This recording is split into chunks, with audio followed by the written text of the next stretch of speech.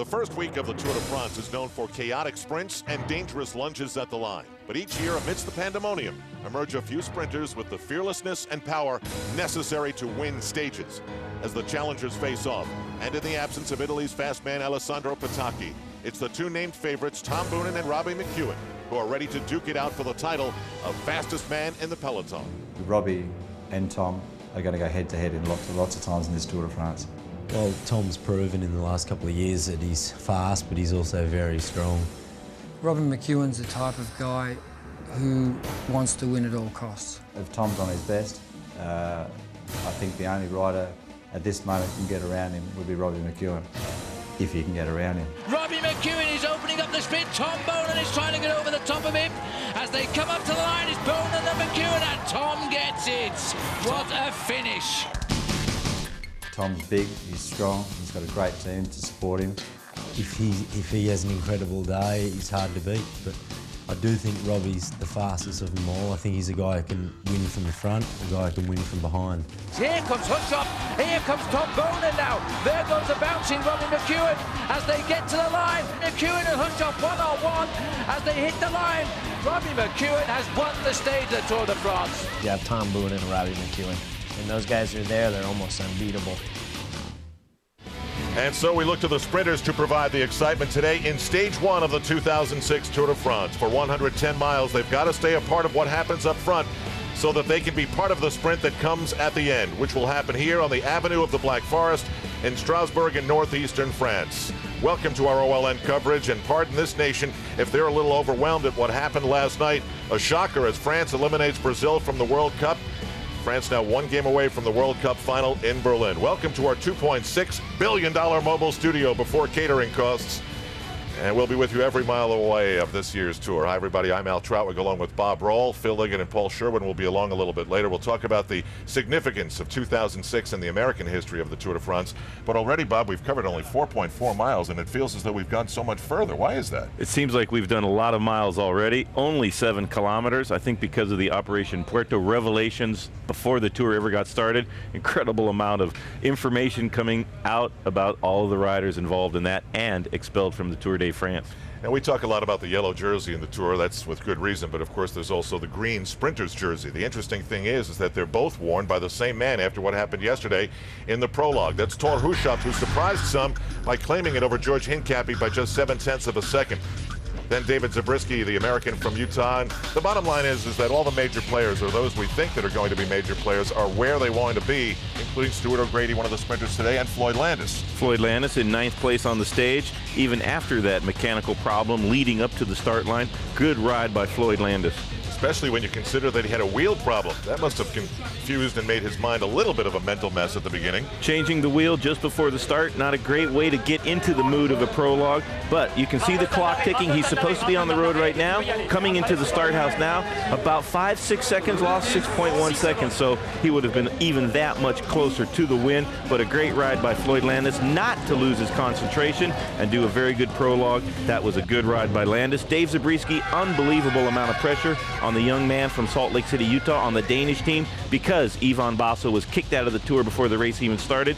He came up with the goods for CSC, 3rd place on the stage. Very good ride by Dave Zabriskie. George Hincapie setting the tone for the Discovery Channel team. The tone, pitch perfect, 2nd on the stage, less than a second slower than the winner, Thor Hushovd. Very, very good ride by George Hincapie. We've never seen him do so well in a prologue at the Tour de France. Big Thor Hushovd, he's the man of the hour. He got the yellow jersey. He went the fastest, sprinting out of each corner and using some very prodigious time trial skills to get that yellow jersey. And in fact, it's the 2nd time he's worn it in his Tour de France career, and after things were done, he said he plans on wearing it for a while. The challenges will come starting today.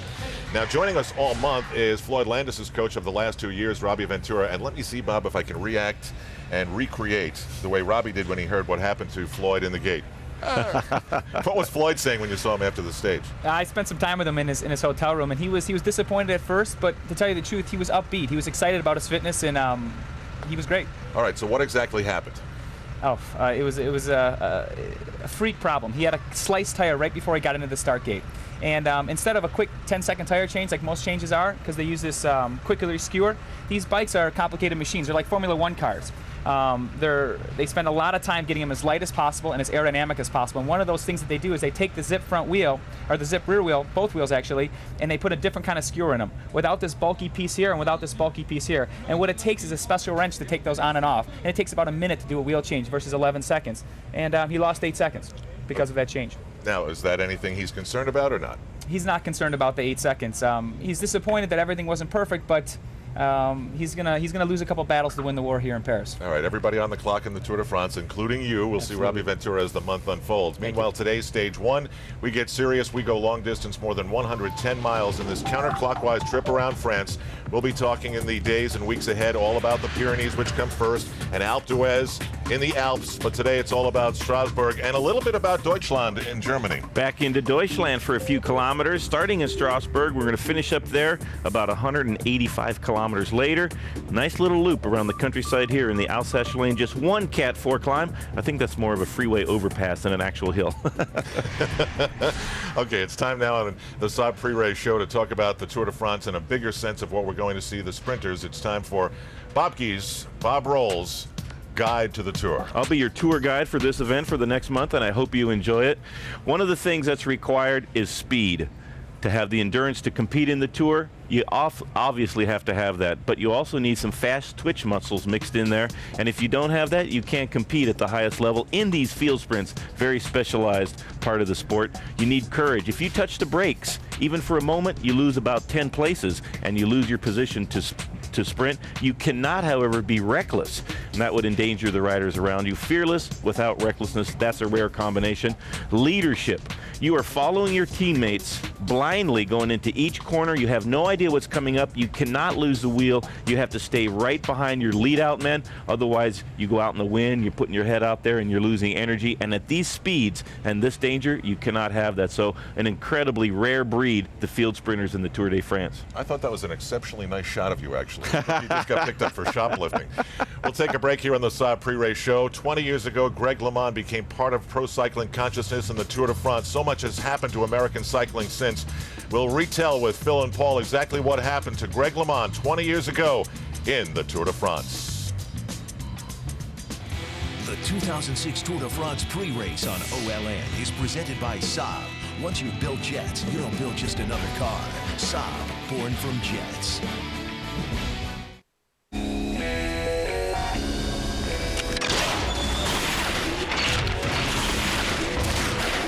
Saab was founded by 16 aircraft engineers. Their spirit lives on. Introducing the all-new Saab 97X. Once you've built jets, you don't build just another SUV. Saab, born from jets. And now with the Saab 72-hour sales event, get 0% financing for 60 months. Take off in a new Saab today.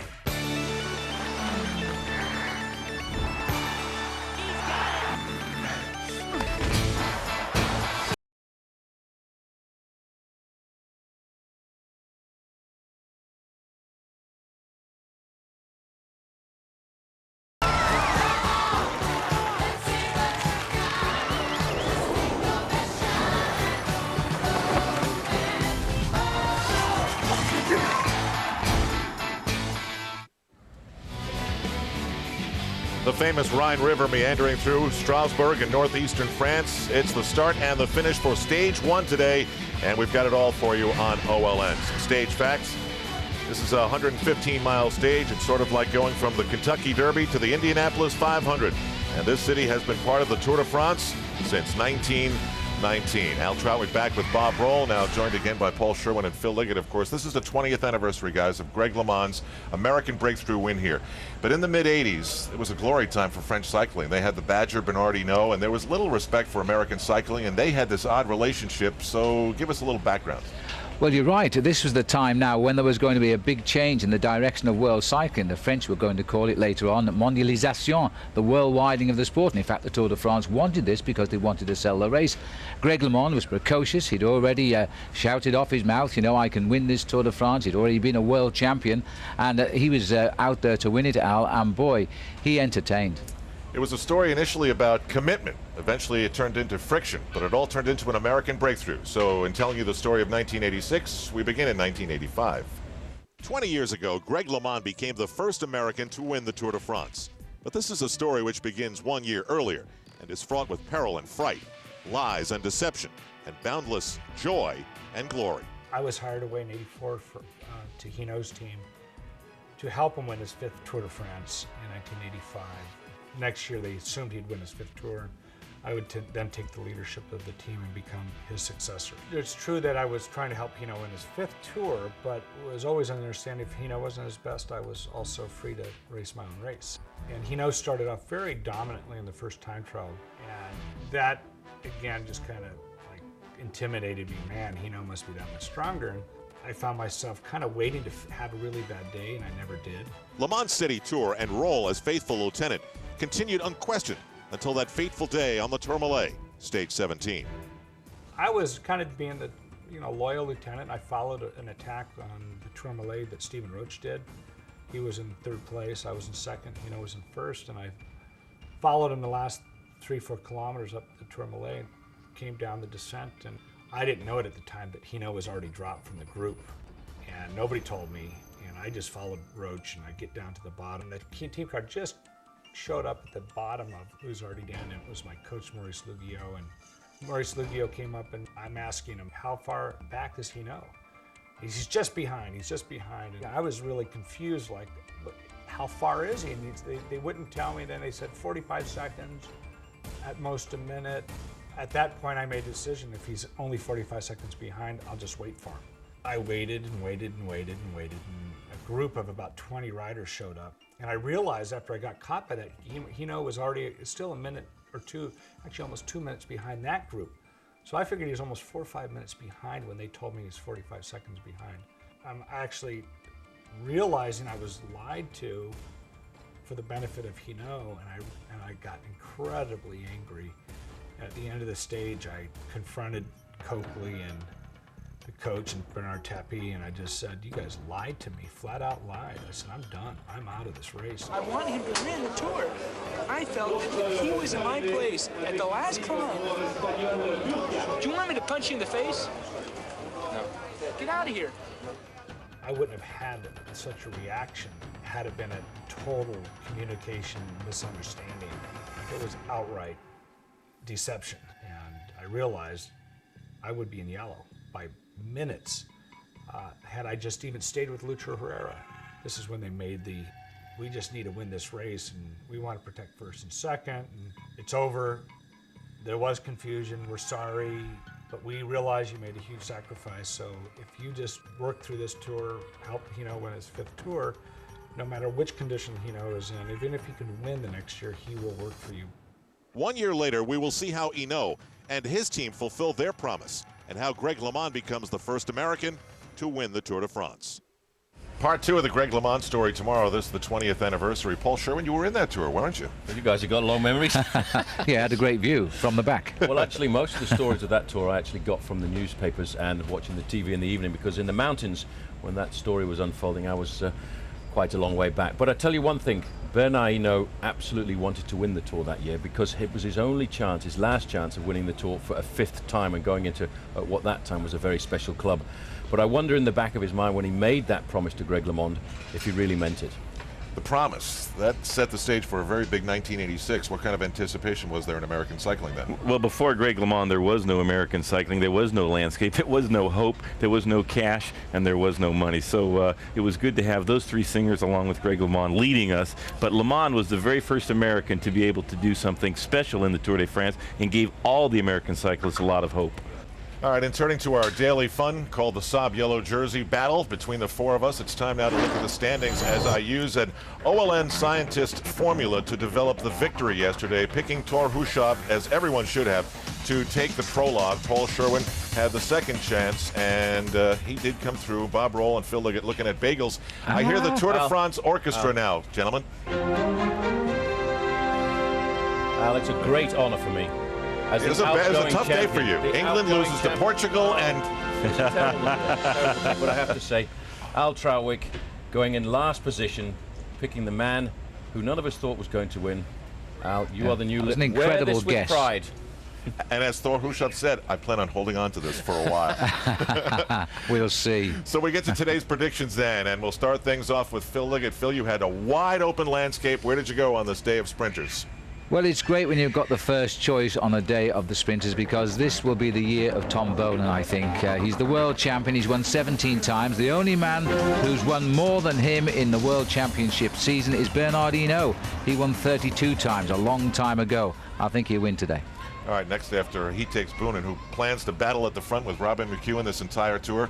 Next is you, I believe, Mr. Bob Roll. Yes, I'm going to pick Mr. Robbie McEwen from Australia. I think that it's a good day for McEwen. It's nice and hot. He loves the heat, and he loves these sprint finishes. Robbie McEwen, maybe the quickest man, doesn't have the top end or the power of Tom Boonen, but he is so tricky, so crafty. Watch for Robbie McEwen to follow the wheels and sneak in there for a win. Robbie McEwen, come on, baby, give me some points. Now, I think, truth be told, how many guys would have picked Thor Hushovd if they had a chance? How many guys That's are going it? to pick him twice in a row? I am. I'm going twice in a row. Yes. I love the way he looked prior to the tour beginning on the streets of Strasbourg. Love the way he looked yesterday in the prologue. And why was everybody so surprised? This guy's done this before. He has. He looked great yesterday. So he's got the green and the yellow jersey, and we plan on holding on to the yellow. He's a guy who won the yellow, or wore the yellow, at one other time in the Tour de France. And that leaves you in last place to select. Thanks, guys. That's always very easy when you're the last one to pick. Yeah, because there's Al not did it. really very many guys left. I don't think I can do quite as well as Al, but a man who's always consistent in the sprint, and I'm not looking for him to win the stage today, but to place Eric Zabel, a winner 6 times with the green jersey, and this year I think coming with an extra motivation. Watch out for my pick. All right, we always do. We'll take a break here on the Saab pre-race show. Paul and Phil head to the booth as we head towards stage 1 of the 2006 Tour de France. Watch the slow build and the excitement to the finish. Who remains a player in the stage and who does not? This is the 2006 Tour de France on OLN. The 2006 Tour de France pre-race on OLN is presented by Saab. Once you've built jets, you don't build just another car. Saab, born from jets. The German word for safe is sicher. The Portuguese word for firewall is muro de fogo. The Chinese word for password is mima. My company's in 17 countries now, and I can say secure in every one of them. Dynamic networking from AT&T identifies security threats before they're problems, so Jane's confidence grows right alongside her company. The new AT&T, your world delivered. Subway Dinner Theatre presents The Beast Within.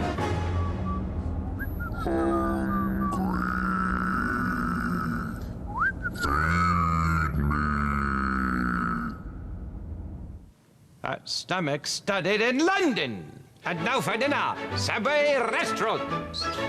And the new Tuscan chicken, hot and fresh from the oven. Tender chicken, melted cheese, grilled vegetables on freshly baked bread. Subway, eat fresh!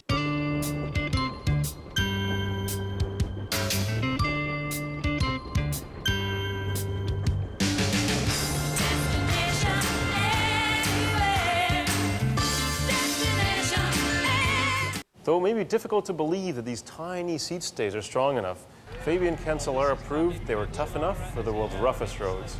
This didn't come as much of a surprise to Cervelo, because our finite element analysis had already shown it.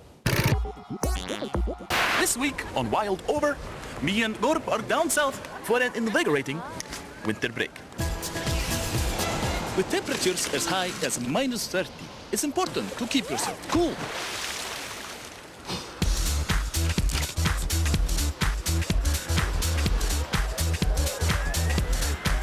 Antarctica, the biggest party island of them all. Brought to you by new Smirnoff Ice. New invigorating taste.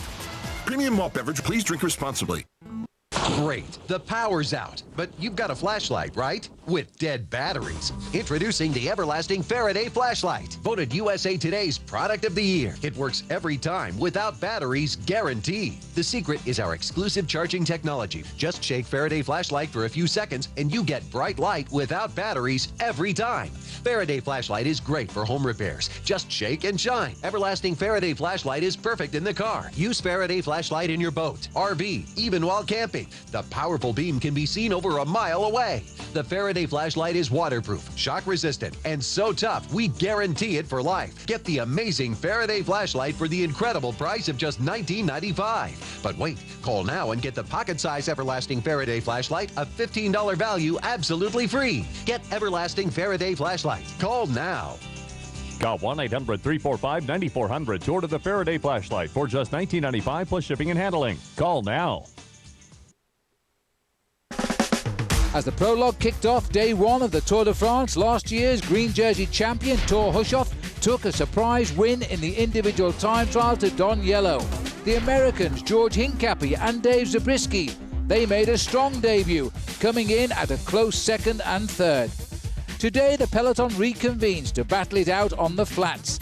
Last year world champion Tom Bone and Australian Robbie McEwen, they're set now to renew their rivalry after sharing the stage wins a year ago. This year the grudge match will continue. See who will draw first blood as the fastest men in the world burn up the streets of Strasbourg. Stage 1 of the Tour de France, that's next here on OLN.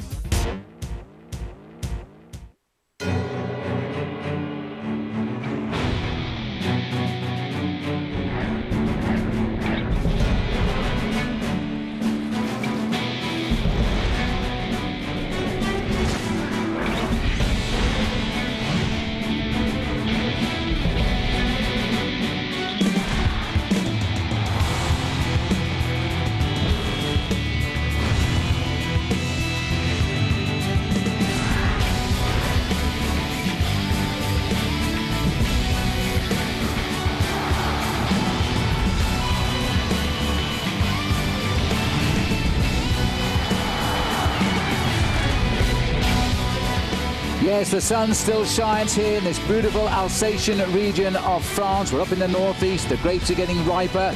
Yesterday was the prologue time trial. It was in the centre of Strasbourg. The Cathedral of Notre Dame has seen everything. It's never before seen a Norwegian winner of the prologue. That's the finishing line that they're racing back into Strasbourg as we speak, and there's about 2 hours to go before they cross the line. That is the Avenue de la Forêt Nord. It's a sprinter's delight, and of course we're going to talk about sprinters today. But first of all, let's talk about Thor Hushovd. He is a sprinter. He is a sprinter, but you know, in the early part of his career he was regarded as an individual time trialist. But you know, it's the first 10 days of the Tour de France, Phil, that the sprinters come out and show us why they're some of the most courageous men in the sport. And it's the excitement of the last 5 or 10 kilometres of these flat stages, which some people find boring, really get my adrenaline pumped. All right, well, there's two principal competitions, the yellow jersey for time, of course, and the green jersey for the race on points, and that's what the sprinters are aiming for. Here's how you score it. Well, it's all about points on a regular basis. Points can be won out on the course at predetermined sprint points, and of course most gained are at the finish. There are 3 intermediate sprints today at Sherwen, at Plobsheim and at Kiel, which is actually in Germany, just outside of Strasbourg. Maximum points, 35 points for a win, down to 22 points for 5th place, and then from 6th down to 25th you can earn yourself between 20 points and a single point. Thanks very much, Paul. Well, before we go to the live action, this is what happened at the start, about 1 o'clock this afternoon, local time. The Maillot Jaune, Thor Hushovd right on the front rank. 176 riders heading out. Sorry about the little bit of picture breakup when these pictures came in earlier. As the field move away here, there was a neutralised pedal of about 15 minutes before they got out to the 0 kilometre point. Here it comes, and that's where the racing began. It took about 3 kilometres for a group of 7 riders to get together, and at 53 kilometres later they were sprinting out the first bonus of the Tour. It was being won by Vogenaar, who snatched a 6-second time bonus, and he's the best placed rider in this breakaway. So he's closing in on that yellow jersey of Thor Hushovd. There's the result of the sprint, 6 points and 6 seconds. So he gets 6 points for the green jersey, 6 seconds for the overall competition, in yellow, of course.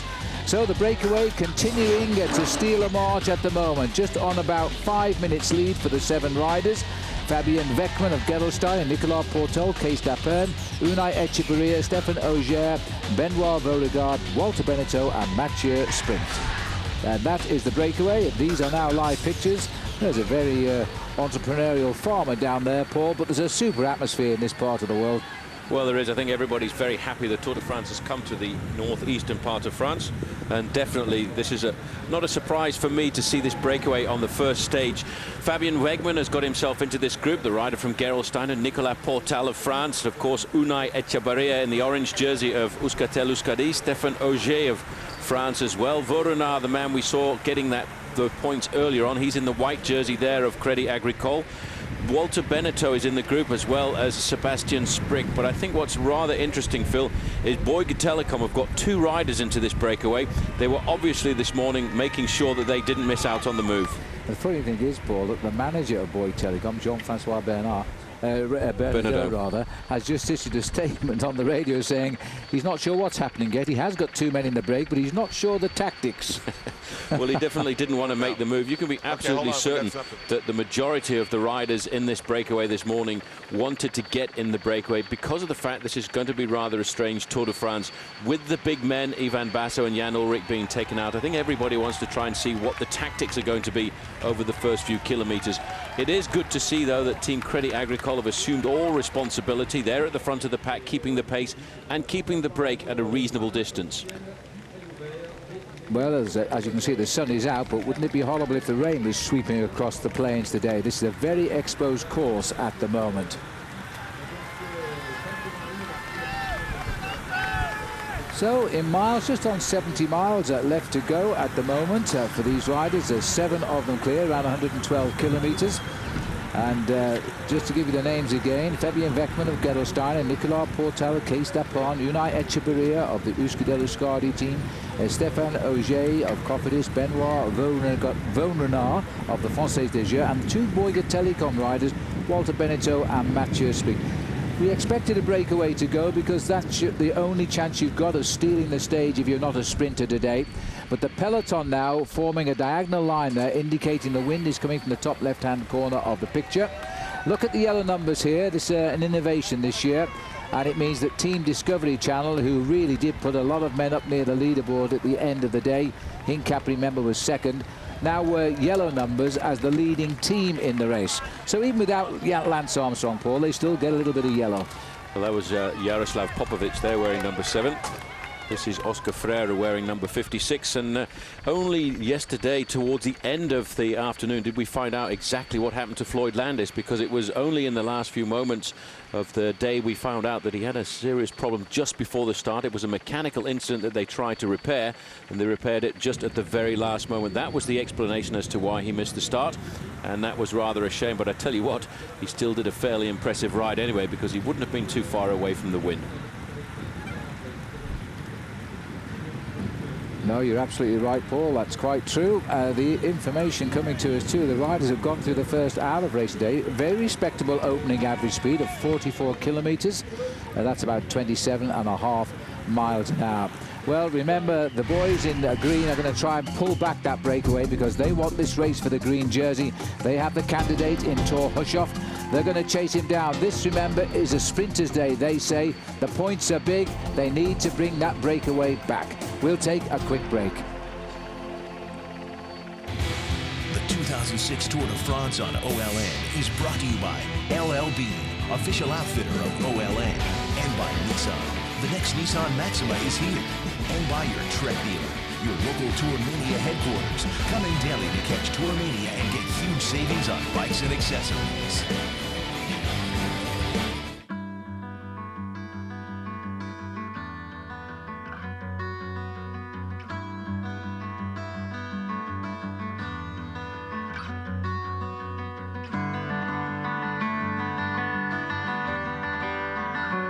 LL Bean gear. If it lives up to our test, you can be sure it will live up to yours. For a free catalog of everything you need for fall, call us or shop now at llbean.com.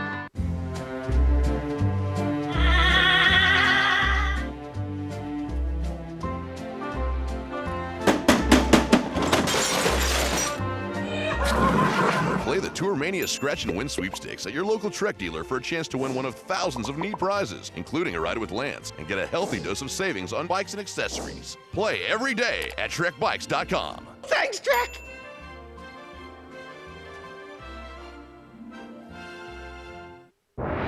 There's a lot of margin in selling a $2 jar of cashews for $8. Premium pricing. The grail we all seek. But to earn it, you must satisfy a need at just the right moment. Who's going to help you do that? Huh, Chief? IBM. Innovation for profit. George Hincapie spent 7 years protecting, 7 years taking the wind, 7 years helping Lance win 7, 7 years preparing for year 8. The Cyclism, the Men Who Would Be King, Tour de France, continues tomorrow at 8:30 a.m. live, only on OLN. OLNTV.com is on tour with exclusive video, photos, bios, race route, stage summaries, and forecasts. OLNTV.com, your link to the Tour de France. Motel6.com is the only place you need to go to find a great room at a great rate. Olay, olay, olay, olay. The best place for the best rates is Motel6.com. We'll leave the light on for you.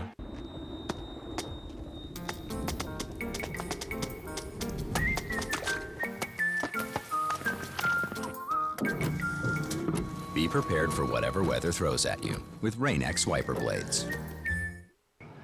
That is sweet. My pride and joy. It looks new. Like right out of the showroom. That is one great look. Whoa, hold on, honey. Showing Tom the floor. Nice floor, Joan. Make your garage floor the envy of the neighborhood with Rust-Oleum Epoxy Shield, America's best-selling premium garage floor coating. Just prep and go. Simple as painting a wall. Easy to clean and resist peeling. This all-inclusive kit is available at home centers, hardware stores, and automotive retailers near you. For a high-gloss showroom finish, top coat with Epoxy Shield Premium Clear Coating.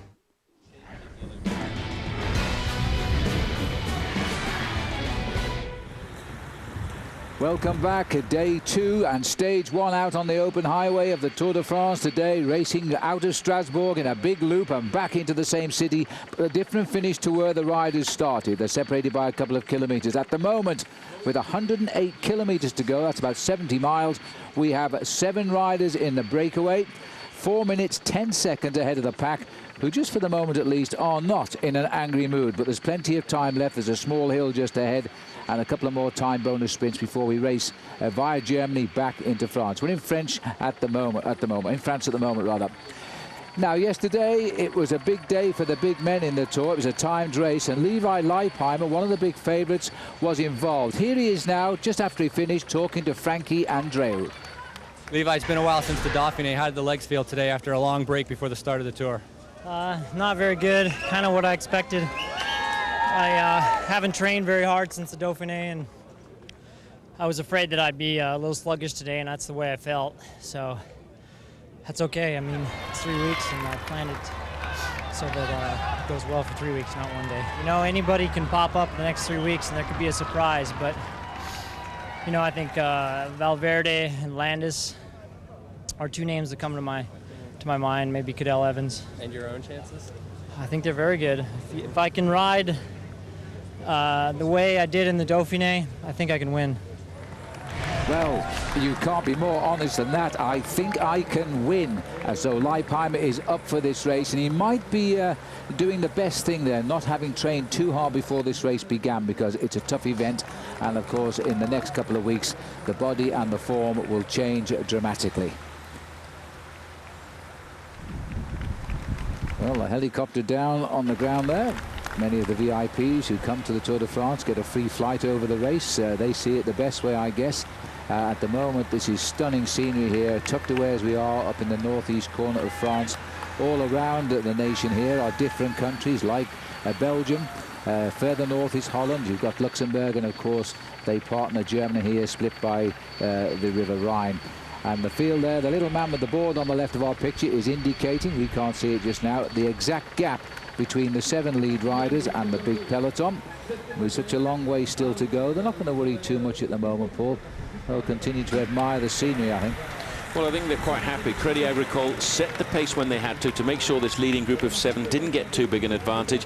Now, you know, we've still got an awful long way to go. We've still got around about 2.5 hours of racing to go. So as long as they keep it between that 4 and 6 minute margin, I think the teams of the sprinters then will get a little bit more excited down towards the end. They will take over the pacemaking at the front of the peloton, and theoretically these riders should get nailed before the end. Well, there are 6 teams representing the breakaway, so that's 6 teams that will not be wanting to chase these riders down. They're picking up prizes along the way. The most inexperienced of them is oddly enough, the best placed rider overall, and that is Benoit Vaurenard. He is at the moment in 31st place. Currently, of course, he's the virtual tour leader here in the breakaway.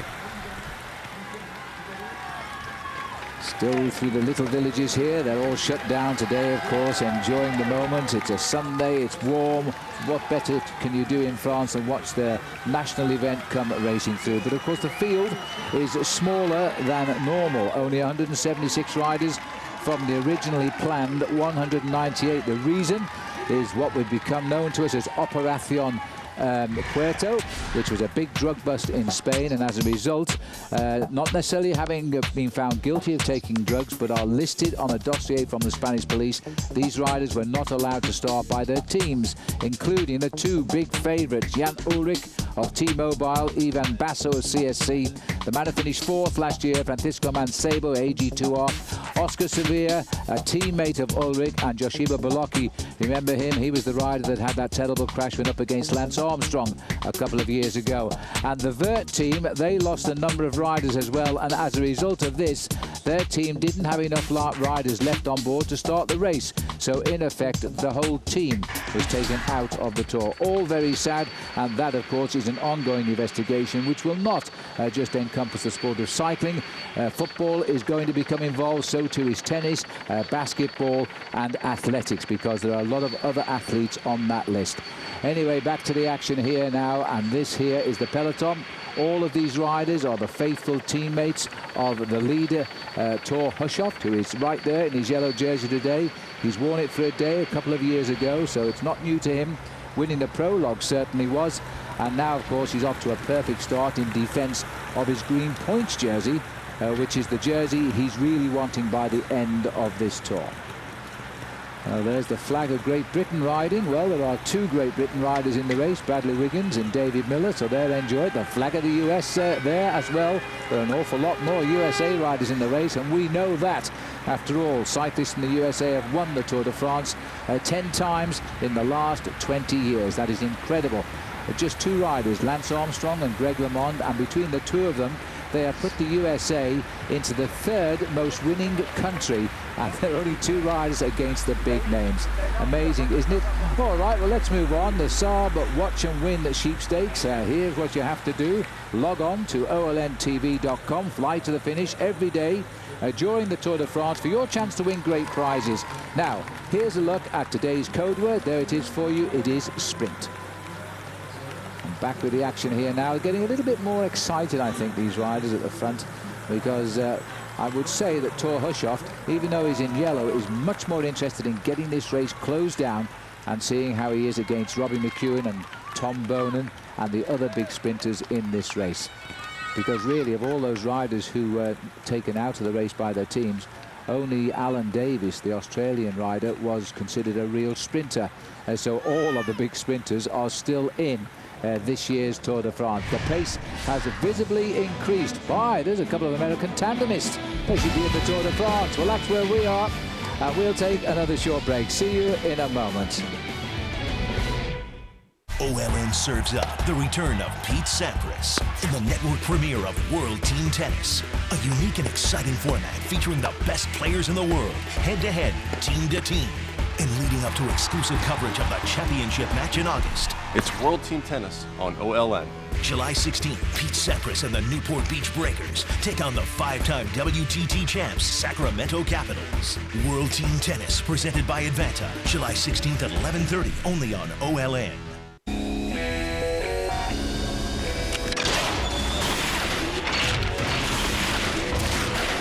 Saab was founded by 16 aircraft engineers.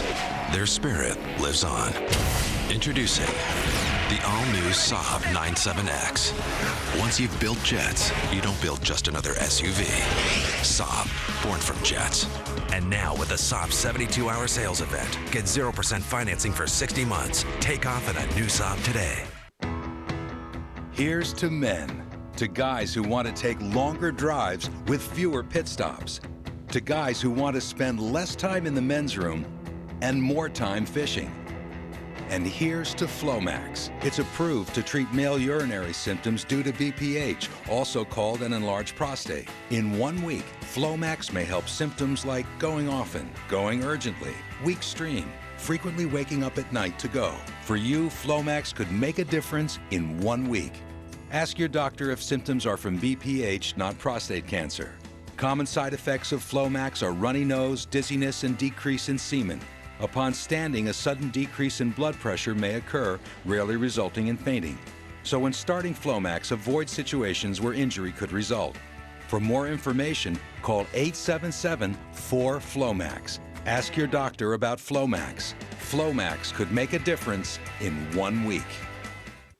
Ken Shamrock very upset. All I care about is getting in the ring and getting it on, Tito Ortiz. I know he wants to fight me again, which I don't understand because last time we fought, I gave him a beating. I'm not going to lay down for anybody. I hate the guy, and I know he hates me. I demand respect, and if I don't get it, I'll take it. The Ultimate Fighting Championship presents UFC 61, Bitter Rivals, live Saturday, July 8th on Events in Demand pay-per-view. What can be better than watching all the incredible goals, great stars, and excitement of an MLS match? Watching well over 100 MLS matches this season. The only way to do that is by signing up now for MLS Direct Kick. For only $69, you can catch all the live action and drama the entire MLS season has to offer. Show your passion for the sport you love.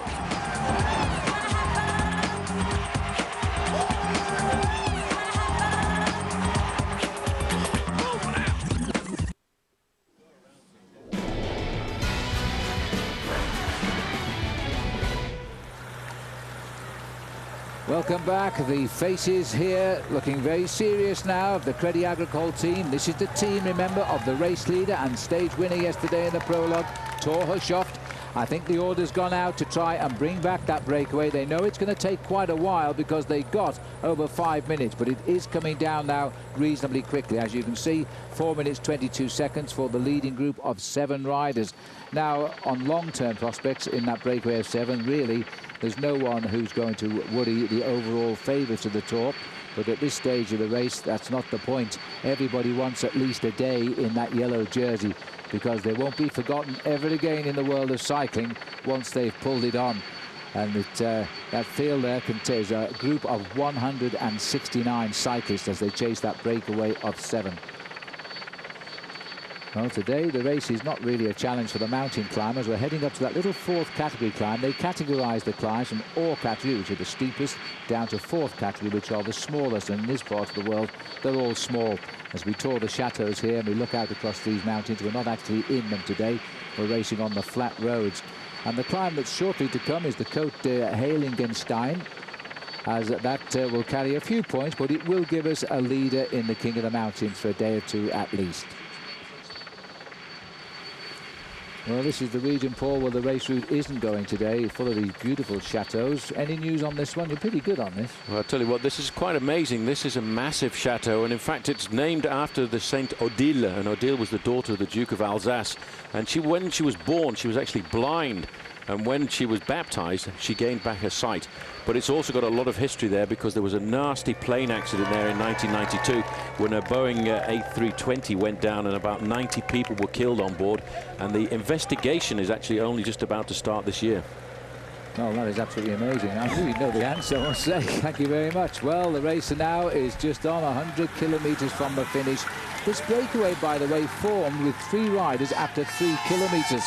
Stéphane Auger, Benoit Villeneuve and Mathieu Sprick got clear, quickly joined by the others, and they built this lead, 7 of them getting up to well over 5 minutes, but it's coming down now quite steadily. There is a chase. You see the arrowhead on the peloton, always the indication that the chase is on. We've just dipped inside, 100 kilometres to go. It's what, 2.5 hours of racing, maybe slightly less because they'll go quicker and quicker as they approach the finish. And the latest gap is 4 minutes and 28 seconds to everybody else in the Tour de France. Well, this is the most important part of the stage today for these riders. This is the feed zone at Dolsheim. They've got to keep taking on board as much food. The interesting thing, I suppose, about the Tour de France is when you eat on a race like this, many of the doctors and many of the trainers will tell you that you're not actually eating for today. You're eating for tomorrow and you're eating for next week, because the body can just completely and utterly exhausted of all its energy if you don't keep those energy levels topped up all of the time. That's why it's important to make sure you keep your feed bag on board.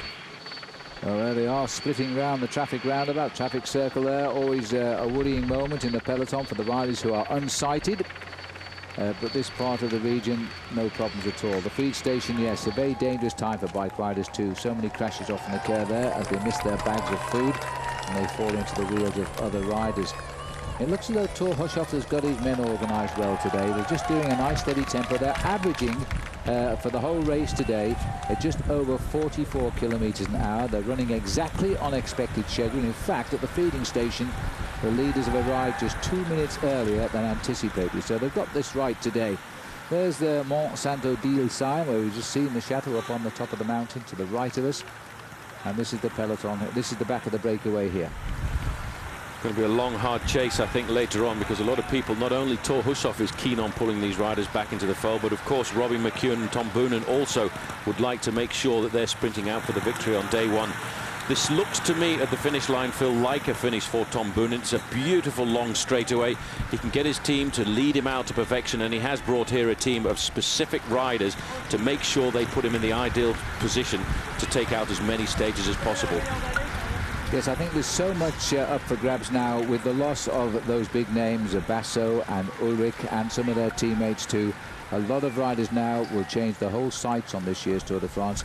And I think from everybody who watches it, of course, they'll take a lot from that, especially as it has not affected the crowds on the ground at all, the loss of those names. They've come here to see the spectacle of the Tour de France, I think. They certainly have, and one rider out on the road today is having a birthday, Laurent Lefebvre. And an interesting fact about Laurent Lefebvre is he's got a resting heart rate. He has the slowest resting heart rate in the Tour at 32 beats a minute. Gosh, he's almost dead before he starts riding a bike at 32 to the minute, based on a normal human beings of around about 75.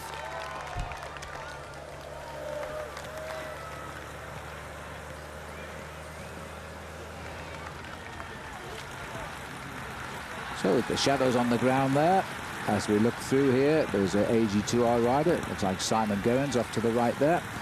Well, as the field continue now to eat in, let's remind you about tonight. Tune in tonight as OLN has expanded coverage of the Tour de France stage number 1 and additional interviews with the American favourites. It's the primetime show and it begins at 8 p.m. Eastern, and that's 9 p.m. Pacific. Daily coverage of the 2006 Tour de France is right here, only on OLN. And the AG2R, a little bit of a smile there off one of the riders. It looks as though it was Sylvain Calzati. He once nearly won very well the Tour de l'Avenir, but he never has quite realised his top form since. Well, let's hope that this year he does it in the Tour de France. He's back in the main field. These are the 7 riders setting the pace, driving on just now. He's a Frenchman on the Spanish team, very unusual. That's Nicolas Portal. If you watched the classics with us earlier in the year, you will have seen him in the thick of the action. He fell off, in fact, in Liège-Bastogne-Liège. You may remember we gave you full coverage of that at the time.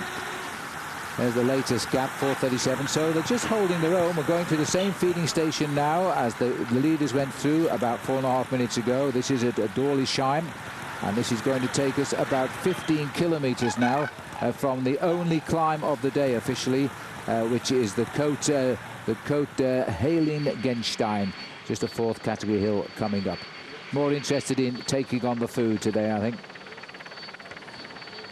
So as the riders rethink the strategy, usually they start to rethink action once they've gone through that feeding station. They know it's time to go. Anyway, as we head for break, remember the man interested in 2 jerseys at the moment is this man, Thor Hushoff. He's got the yellow, he wants the green as well. We'll find out. We'll be back. Though it may be difficult to believe that these tiny seat stays are strong enough, Fabian Cancellara proved they were tough enough for the world's roughest roads. This didn't come as much of a surprise to Cervelo. because our finite element analysis had already shown it. I live strong for my little brother. I live strong for my mom. For my wife. For my teacher. For my grandma. I live strong for Pops. For strength. For my family. I live strong for my hero. For my best friend. I live strong for my grandbabies. I live strong for myself. Join AMD and HP in support of the Lance Armstrong Foundation. Every purchase of the HP Special Edition L2000 Notebook PC sends $150 to help people affected by cancer. Exclusively at CompUSA. Learn more at livestrongpc.com. Our workday never ends. I'm not saying our people don't go home or have lives, but ending our workday here doesn't stop our best thinking from moving forward someplace else. Dynamic networking from AT&T enables collaboration around the world and the clock, so Allen's company is always ahead of market demands, schedules, and the competition. The new AT&T, your world delivered. It's ready. Introducing Gillette Fusion Hydrogel. Fusion's hydrating emollients and lubricants form an invisible layer that protects your skin from the first stroke to the last, adding more comfort to your shave. New Gillette Fusion Hydrogel. For 7 years, one man ruled the roads of France. But now, his reign has ended, and the battle for his throne is about to begin. Who can follow a legend and create his own? Who can conquer the mountains and blaze through the trials? Who can survive the comparisons, the pressure, the fame? Who are the men who would be king? The Cyclism Tour de France 2006. Enhanced coverage tonight at 8 Eastern, only on OLN. Yeah, no, I gotta go. Yeah, I'm getting on. I totally spaced on that one.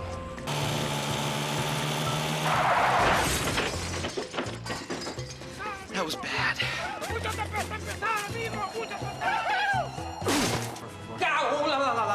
Let's just use your Capital One no hassle card. Protect yourself with Capital One's low rates and great rewards. I am so good. What's in your wallet? Keep on the sunny side. Keep on the sunny side. At Days Inns, they know you want to get away. Get away with a great rate and get rewarded for it. Get away without fixing breakfast or paying for it. At Days Inns, it's easy to get away. You always get more on the sunny side. Why don't you keep on the sunny side of life? Drive to rewards at Days Inns and you can win a hot Chevy Uplander. For details, visit daysinn.com.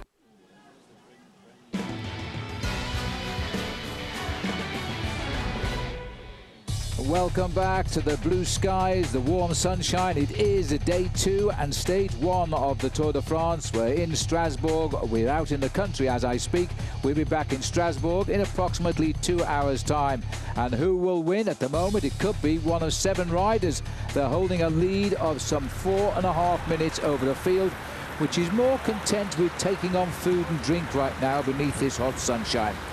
So this is the main peloton. They've just gone through the feeding station here in Dorlisheim, and they're heading out the first little climb today. Now, we all know that one man who is not here is Lance Armstrong, the winner of the Tour de France for the past 7 years. But we can now check in with the Tour's greatest champion and talk with him, with Lance, on winning 7 Tour de France titles.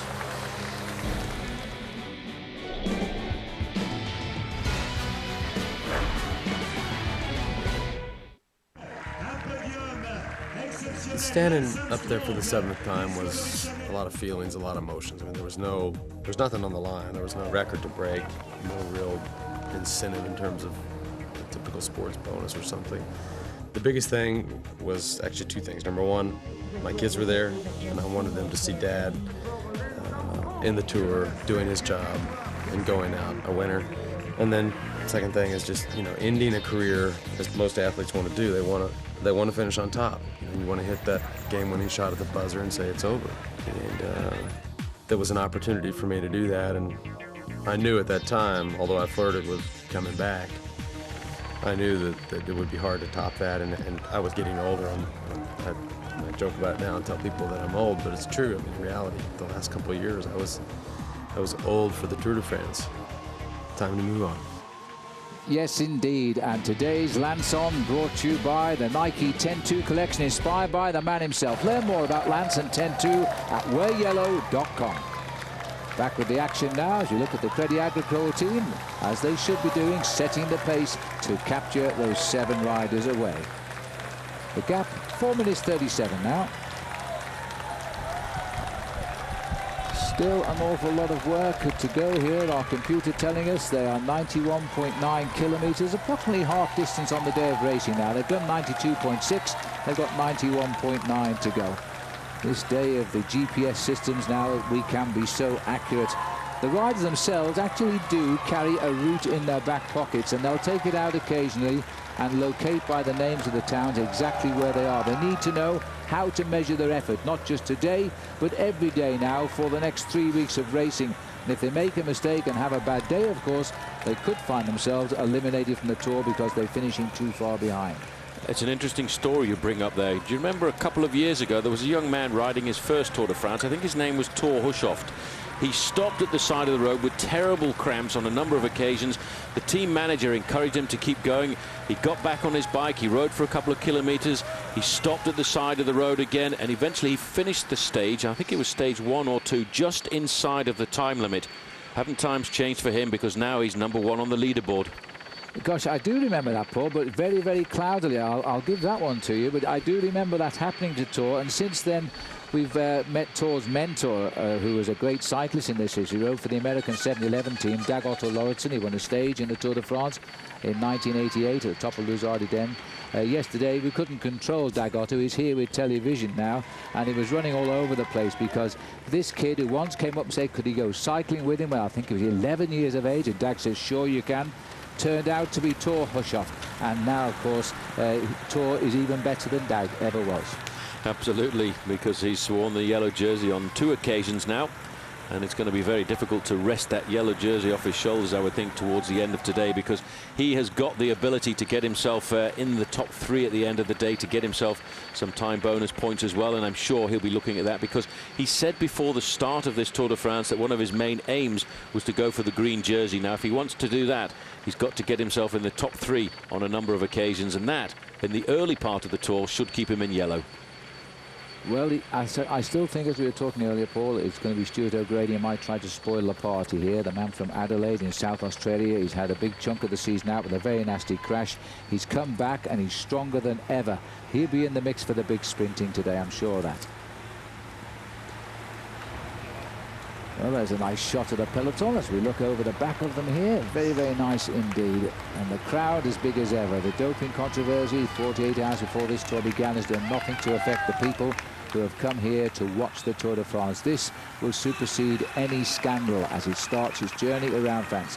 All right, well, it's time for a look at today's Subway trivia question. The green jersey competition rewards consistency amongst the sprinters. When was the last time the winner of the green jersey did not actually win a stage of the Tour? Who was it? A, 2005, B, 2004, C, 2003, or is it D, never?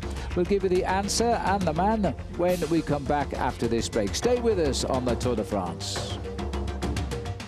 Real shooters, real rules, real cash. The world's greatest players, Hall of Famers, and hustlers battle it out for the richest payday in the history of the sport. Over $1 million in prize money. But to rack up that kind of cash, they better bring their 8 game. Come on, you country redneck. It's the IPT King of the Hill 8-Ball Shootout, a new OLN original series. An all-new episode tonight at 7 Eastern, only on OLN. It's showtime.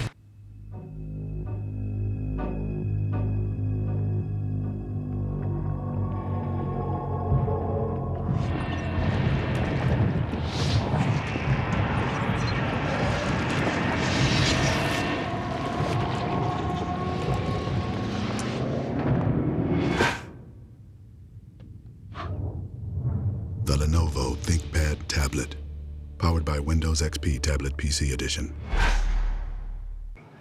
That is sweet. My pride and joy. It looks new. Like right out of the showroom. That is one great look. Whoa, hold on, honey. Showing Tom the floor. Nice floor, Joan. Make your garage floor the envy of the neighborhood with Rust-Oleum Epoxy Shield, America's best-selling premium garage floor coating. Just prep and go. Simple as painting a wall. Easy to clean and resist peeling. This all-inclusive kit is available at home centers, hardware stores, and automotive retailers near you. For a high-gloss showroom finish, top coat with Epoxy Shield Premium Clear Coating. Attention.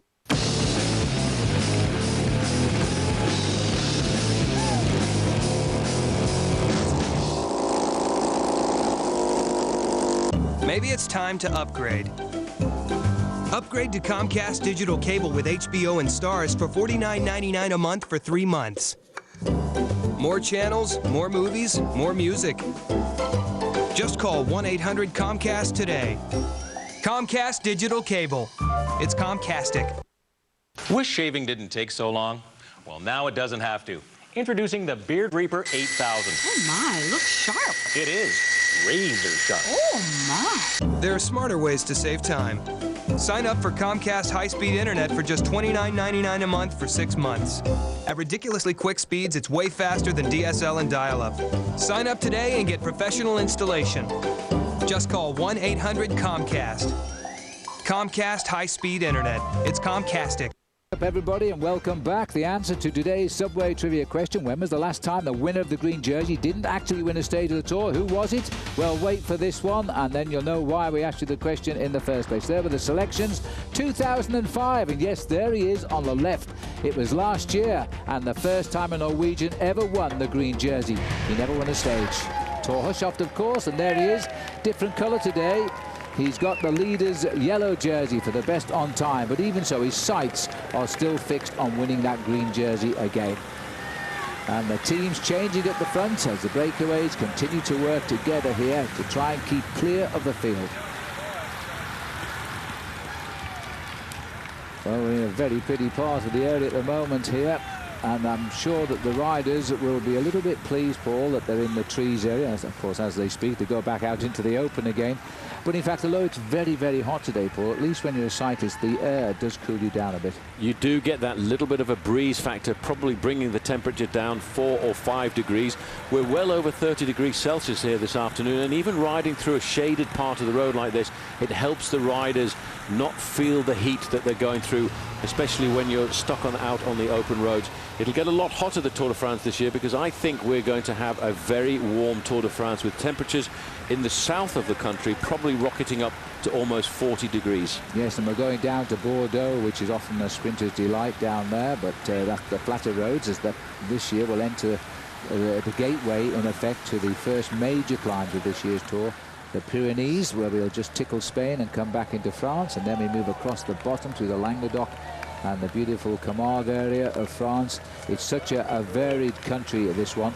And then up through the Alps, which is very hard in the final week. But it looks as though the Credit Agricole squad now, Hushovd has communicated with them, lift the tempo, take us up towards 48, 49 kilometres an hour.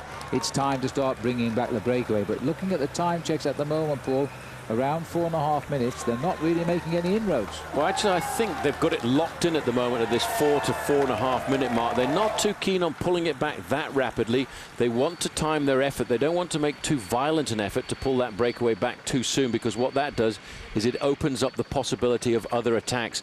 Much better to ride at a reasonable tempo, keep the breakaway within arm's length, and then turn the screws up a little bit later on. And of course, if you do keep it nice and close, you've also got the big possibility of having assistance from the sprinters' teams down towards the end. Well, we're looking at one of the VIPs. I'm afraid I don't know who it is, but she's got the best seat in the house there. She sits behind the main group here as the 7 riders continue to now go through a very large crowd. Now, this crowd must have known something. The roads locally have obviously brought them to a particular point on the course as we start this what is small climb, the Côte de Hellisgenstein. Not a big climb this, but the man who wins it tonight will pull on the polka dot jersey as leader of the King of the Mountains. So I think we can expect quite a sprint here. going to be a big sprint because it's the first chance for some of these teams to get a bit of publicity out of the Tour de France. It is a very small pimple on the race route here this afternoon. Not a very difficult race route, a lot more difficult tomorrow. Watch out for 47, Gerolsteiner's Fabian Weckmann, Paul, because he won the King of the Mountains in the Giro a couple of years ago, but he wore the leader's jersey in this race last year as well. Yeah, he's a very crafty rider, Fabian Weckmann. That's him sitting in the middle in the light blue jersey, looking over his shoulder. The crowd is all over the road here. These guys are waiting to see when they spot the barrier over the top of the race to know when to start their sprint, and they've started now.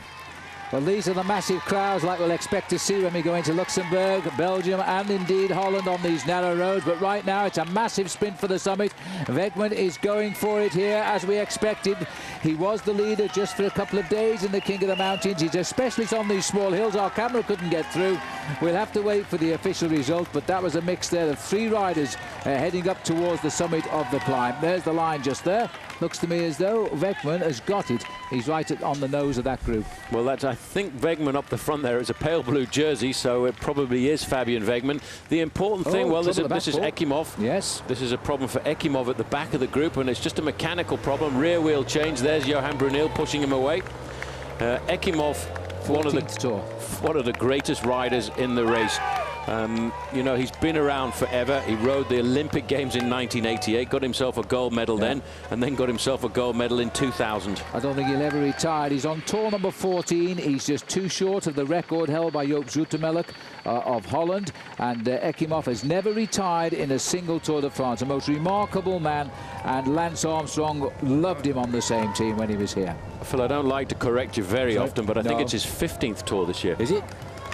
I think it is. I'll have a look. Keep talking. Yeah, you know, Ekimov has ridden it. I don't think he's ever abandoned the Tour de France either. He's such a competitive rider. You know, he's amazing to think that a number of years ago he held 11 world records on the track, and he turned across to become one of the first riders to participate in the Tour de France for Russia. You're right. He's on his 15th Tour, Paul, finished 14. So we're looking now as Ekimov continues his plans of finishing his 15th Tour. Then he'll only be 1 short of Joop Zoetemelk. I'm sure he'll be back next year for that. There's the speed right now, just short of 50 miles an hour as Ekimov tries to get back into the race. Well, he's fighting his way back into the race, and here's something special for you. OLN comes out swinging with Fight Night, and this is the hard-hitting action which includes live bouts and Bob Allen's top rank and legendary battles featuring Ali and Leonard and Hearns. That's Fight Night. It premieres live Thursday, July the 27th, right here on OLN. And Ekimov could probably do well at boxing as well. He's now racing his way back into the peloton, a routine tyre change. No big pressure here because the peloton aren't going that quickly. There's the result of the climb. So the first King of the Mountains of the Tour de France is Fabian Weckmann. He has been there before. He was there briefly last year. He won't climb the big mountains well. He likes the little ones though. And Sprick, another first timer in the Tour, gets second, and Unai Echeverria, who can climb the big mountains quite well, has taken some minor points there, 1 in fact for 3rd place. So we've got our first leader and of the day. That's Fabian Weckmann. He's in the polka dot jersey. There's the battle for the top of the climb. A massive crowd. This Tour de France just gets more popular than ever. Ekimov, he's back in the action, but this is how they change his wheel. Brunel's in the thick of it as well. We'll take a break, and we'll see Tour again shortly. Every night, OLN brings you the Tour enhanced. See today's stage with commentary by Alan Bob, extra features and analysis, and more. The Tour de France Enhanced Prime, tonight at 8 p.m. Brought to you by Capital One. OLNTV.com is on tour and right in the middle of the Tour de France. Get instant and exclusive access to clips, photos, bios, and race routes, along with stage summaries and forecasts from our team of experts. OLNTV.com, your link to the Tour de France.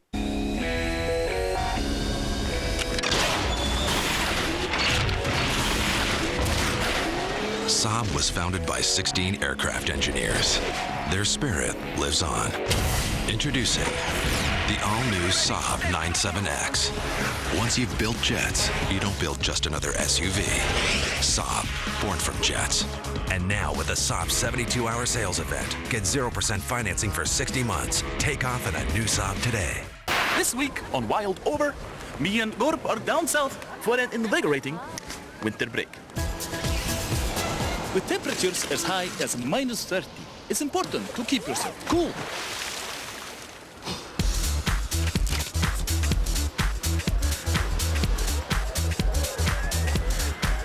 Antarctica, the biggest party island of them all. Brought to you by new Smirnoff Ice. New invigorating taste. Premium malt beverage, please drink responsibly. Blue skies are the norm in the mountains when summer comes, and I'm on the trails every chance I get. Maybe more important than the weather is the gear I use to maximize my experience. I choose LL Bean gear. These can be long days. Over 90 years of boot-making experience goes into LL Bean's Cresta hiking boots. Boots so comfortable, I know I'll wear out long before my feet do. Mountain weather can change without warning, and when it does, I'm ready with my Mountain Storm system. I can put on the rugged jacket for protection against the wind and rain, just a soft shell if the weather's cool, or both for a warm, dry jacket in the worst weather. For a full day of hiking, I load up my award-winning Bigelow pack, and I know I can cover a lot of terrain in total comfort and with everything I need within easy reach. Products designed for durability and performance, sold directly to the consumer at a great price. Check out llbean.com or call 800-441-4913 to get a free catalog or ask an expert about any of LL Bean's gear. LL Bean is the official outfitter of OLN's Tour de France broadcast team. Welcome back. You're just in time. This is the peloton now topping this climb. A bit of a narrow fit, I think, for the riders in the big pack. The only climb of the day and a massive crowd. But the King of the Mountains points for the day have all gone with that leading group of 7. So that's just tempo riding here from the teammates of Thor Hushovd, and they're the Crédit Agricole boys, a French team being led today by a Norwegian in that yellow jersey. Well, they're all concentrating on the climb. The crowd are enjoying the moment. It is so warm. Beautiful blue skies. That's the top of the climb. They're now going to go downhill. It's just on 80 kilometers or 50 miles to race to the finish. A lot of work to be done as we go up to the leaders. This is Unai Echeverria. And at the back of the group, Nicolas Portal of France. But he rides on the Spanish team. 7 riders, 4:39. They're holding their own with 48 miles to go. Well, the time gap indicating, Paul, 4 minutes 39, the latest one. 78 kilometers left. You'll have to start bringing in your little formula shortly to tell me if they're going to get caught. Well, I'd have a guess right now they will get caught. It's pretty much locked in. You've only seen basically one team doing the pacemaking. That's Crédit Agricole. They're keeping it locked in at that. I think they feel safe if they've got it between 4 and 6 minutes, because they know then that, of course, Team Quick-Step will come to the front for Tom Bonen, and I'm sure they'll get a fair amount of assistance as well from Team De Vitamon Lotto of Robbie McEwen, because McEwen, I think, would like to try and get the yellow jersey. He lost himself 50 seconds in the prologue, but don't forget the race in a couple of days' time is going to Belgium, and Robbie was pretty vocal saying, well, I've lost a lot of time in prologues before. I've lost as much as 50 seconds. This time I've only lost 28 seconds. I think he probably wants to have the yellow jersey when the race goes to Belgium. Absolutely, that's what it's all about. Now, let me tell you, the green jersey competition, a race on points, was brought into the Tour de France to give the sprinters reason for continuing round to Paris when the big mountain started, and they really haven't got a chance of winning anything. And so they've made this special competition there. What Paul is telling us is happening right now too, because the Quick-Step team of Tom Bonen have come to the front and they've picked up the tempo. And the competition, just to complete the tale for the green jersey, started in 1953, and over these last few years has been a terrific battle amongst the English-speaking riders, I have to say. Primarily Robbie McEwen and Baden Cook, 2 Australians who have won it recently 3 times. And let's face it, Robbie McEwen would have won it last year if he hadn't have been declassed in one of the sprints when he appeared to headbutt his old rival Stuart O'Grady. No points on the day by Paris cost him the win. I don't think it was a headbutt. I think they were trying to stop each other falling off. Decision, I think, by the judges. Yep, it did. Stuart O'Grady wouldn't agree, of course. Of course not, but I think it did cost him the victory that year, because it changed his idea. It changed his whole outlook on the Tour. He lost so many points in one day that then I think he decided to just go for individual stage victories. And he didn't do too badly at that, did he? I remember seeing Robbie 2 days later, and he shouted across on the finishing line, "What do you think of that? What's your opinion, Phil?" And I said, "Oh, I'm neutral on this, Robbie. Don't want to get too involved." Because we like Stuart as well. Well, we're like all the Australian riders. They're all fighters. They're all battlers. and it's good to see them. Let's not forget Stewie O'Grady was pretty close to winning the green jersey competition as well a couple of seasons ago. And I suppose now we're going to have to accept Tor Hussoft as an English speaker. So here we have these 7 riders, 4:18. All of a sudden, you see, they've sent up extra teammates now. The Milran team are coming up as well. That's the team of Eric Zard, the light blue jersey. You can see 4 back. They're helping now the Crédit Agricole. Now, when they start to drive, what's that time gap fall? It's down to 4:18 now. 47 miles to go. This is becoming now a real chase to wrap them all up and get those 7 riders back in the field here. Okay, well, now it's time for the 10-2 moment, which is brought to you by Nike. And this is a chance to see Lance Armstrong in action again. So our 10-2 moment today, the battle here of stage 15 in 2003. You all remember it on the race to Luzardi-Dun. Lance amongst the leaders, oh dear. Lance hooks a spectator's handbag, drags him off the bike. He gets back on it again. Now, at that moment, he told me later, I believe I've lost the Tour, was his thoughts that went through his mind. It got worse as he continued to chase back. But at the end of the day, all worked out. Lance regained his time. He kept his leader's yellow jersey, and he went on to win the Tour. So for more great stories, go to weareyellow.com. That's our Nike 10-2 moment. Well, Lance, of course, not in the Tour de France, but his ghost is. We're always thinking about him, and Lance, no doubt, watching the action today. Mixed feelings, I would think, whether he'd want to be here or not. He's seen his best mate in the peloton, Vyacheslav Ekimov, puncture, but get back safely into the field. He's now seeing a routine chase forming now, with a number of the teams deciding to help out Crédit Agricole and catch these 7 riders. 4 minutes 16 is now the latest time check, and we're heading down towards 46 miles to go. Now, once we enter 25 miles to go, we should be on German roads, and we'll come off them about 3 miles from the finish, and it is a beautiful road to finish on today. The Avenue de la Forêt Noire.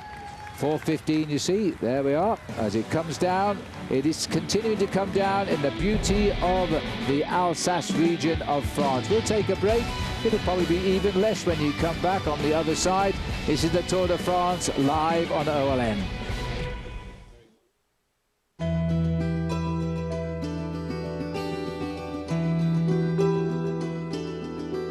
The real-world testing we do here at Honda's Safety Research Center enables us to design products that provide exceptional protection for drivers, passengers, and pedestrians. Because what we learn in here makes a difference out there.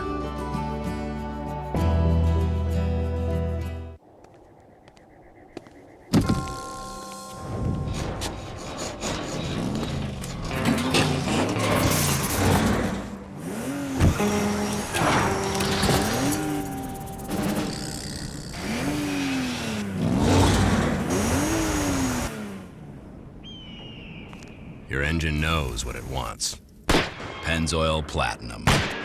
Relearn what you know about synthetic at pennzoilplatinum.com.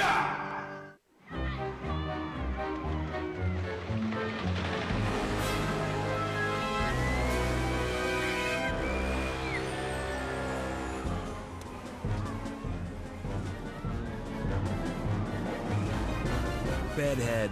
Proof that you've experienced the new Hampton bed. A plush comforter, a crisp white duvet, and choice of pillows. You'll be well rested and ready for anything. Hampton, home of the proud bedhead.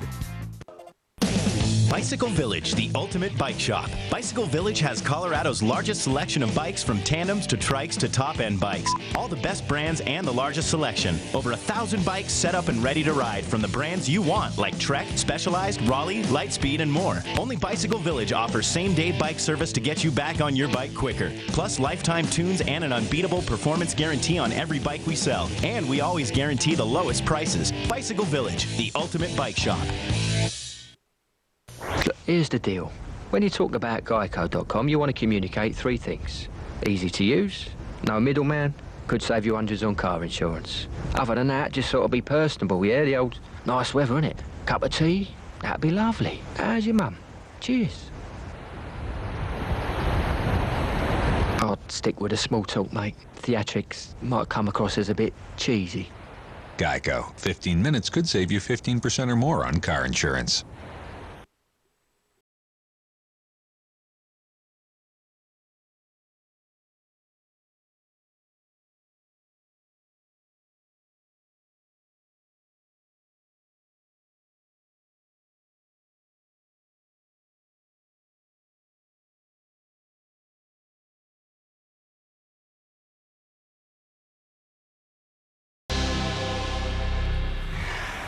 Welcome back with the Tour de France again, as we're now looking at the leaders here, but their gap is coming down alarmingly quickly now. We're very close to 4 minutes as the other teams are now taking up the chase.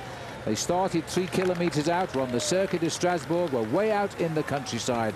Well, yesterday was the prologue time trial, and the Americans didn't let the side down in any way at all. A little bit of a problem for Floyd Landis. He got over that and produced the ride of his life in the time trial. There's the latest gap for you now, 4 minutes it is, as the peloton have got a lot of help here now. But the Americans, now let's have a look at the situation with the American riders in that opening prologue time trial. They wanted to show the world they were on form, and this is where they stand after it. Hincapie, last to start in the time trial, finished up with the second best time. He lies second, Zabriskie third. Floyd Landis, despite a flat tyre just before the off, finishes 9th. Chris Horner 19th and Bobby Julich 29th, and there are more Americans in this race. Van der Velde got the nod a couple of weeks before the Tour. He's in it again, 35th, a good ride. Levi Leipheimer there, 36th. Now Leipheimer, as you will have heard earlier on in our programme, didn't train too hard before the Tour. He wanted to let himself nicely into this race. So he's very confident, and he said it himself, he can win this year's Tour de France. And as this race develops over the next 3 weeks, we are going to see Levi Leipheimer right up with the leaders in the mountains, I'm sure of that. So there's the gap, as we've just in the last couple of minutes, they've lost a couple of minutes. 3 minutes 58 is the gap now. Rapidly coming down now, Paul, inside 4 minutes now. So the catch, your estimation, will come in what? 20 kilometers, 30 kilometers? I would think they'll leave it for about 30 kilometers. They don't want to bring it down too quickly, because if you do catch the break, then all of a sudden you open yourself up to counter-attacks. So sometimes it's better just to have the breakaway hovering there, because it negates any attacks happening. And that's probably what they'll try and do. And it's not a full-on chase at the moment, although they have got reinforcements from Team Milram, have sent some riders to the front for Eric Zabel. Robbie McEwen has sent a rider to the front from De Vita Monlotto, and of course we've seen the quick-step riders pretty much up to the front as well. Just looking at the rider nearest camera here now, 104, Juan Manuel Garate. Now the Spanish Championships, the week before this Tour de France was held, was up in arms, and the riders went on strike because of that drug scandal, which we've fully reported over the last few days, called Operación Puerto. And the riders in the end made a ceremonial start and all climbed off the bikes, and the championship was cancelled. And so they said Garate would retain the jersey which he'd won the previous year as champion, but he wasn't wearing it there. No, he wasn't. I noticed he had the Spanish national bands on his arms, but obviously he doesn't want to inherit the title after a protest probably by the riders, and that's probably a fairly brave decision to make. Well, this man had no problems pulling on the maillot jaune last night as winner of the prologue time trial. He wore the jersey once before, a couple of years ago, very briefly for one day, and that was a huge thing for Norway, I can tell you. But now he has won the prologue. That's another first for Norway. And as a result of that, he leads the race today after winning the prologue time trial yesterday. So the peloton getting themselves organised. Just looking here, the sun's still very high in the sky. The local time here, by the way, is coming up to 4 o'clock now. And so the sun is as high as it will be today, and probably as hot as it will be as well. There's all the names for you in this leading breakaway. At one stage, the early breakaway contained 4 riders. They were all French, and I can tell you our computers were smoking. So proud they had 4 French leaders. All right, well, don't forget to go to olntv.com. There you will find the latest updates on the Tour de France. You'll get up-to-the-minute expert analysis, recaps and race routes, the track contenders, the leaderboard results and the exclusive rider forecast. At olntv.com, that's your link to the cyclism and the Tour de France. Huge crowds on the roads around Strasbourg today. Still French here. Mind you, about 70 years ago, they would have probably been standing in Germany, but they gave this piece of the world back to France in 1918. And this breakaway containing a lot of French riders today, and that's going to give the organisers a big fillip. They're desperate for a French winner.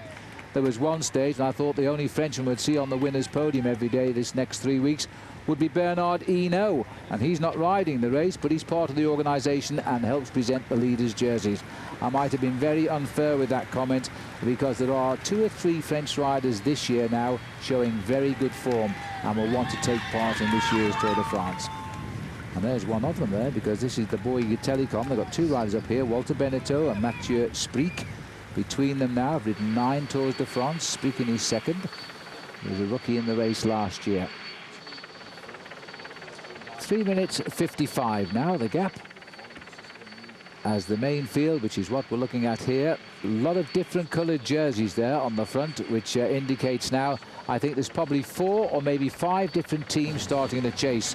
That gap is going to continue to come down, maybe 20 kilometres or so, and they'll be bringing them all back together. All right, let's take another break.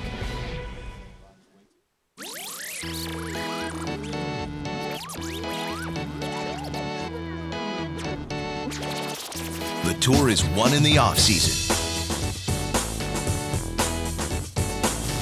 The man doing great times out on the course, Phil, is Lance Armstrong. Well, he's been scorching it all the time checks. What a comeback. Armstrong is the leader. And he looks so good here, making his big return to the Tour de France. Is a brilliant prologue rider. He's proved to that in the past. Everybody here is banging on the boards and shouting his name as he races towards the line, and he is going to get it. Lance Armstrong has won the prologue. There he is, 6 times the winner. Armstrong has galloped across a gap of almost 1 minute, and he could be putting Jan Ullrich out of the Tour on day number 1. This is unthinkable. Brought to you by Trek Bicycle's new Equinox TTX 9.9, equipped with Bontrager wheel works and components.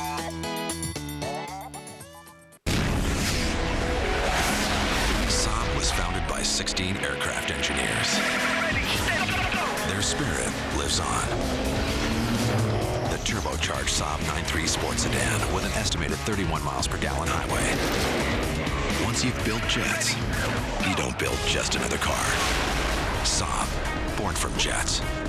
And now with the Saab 72-hour sales event, get 0% financing for 60 months. Take off in a new Saab today.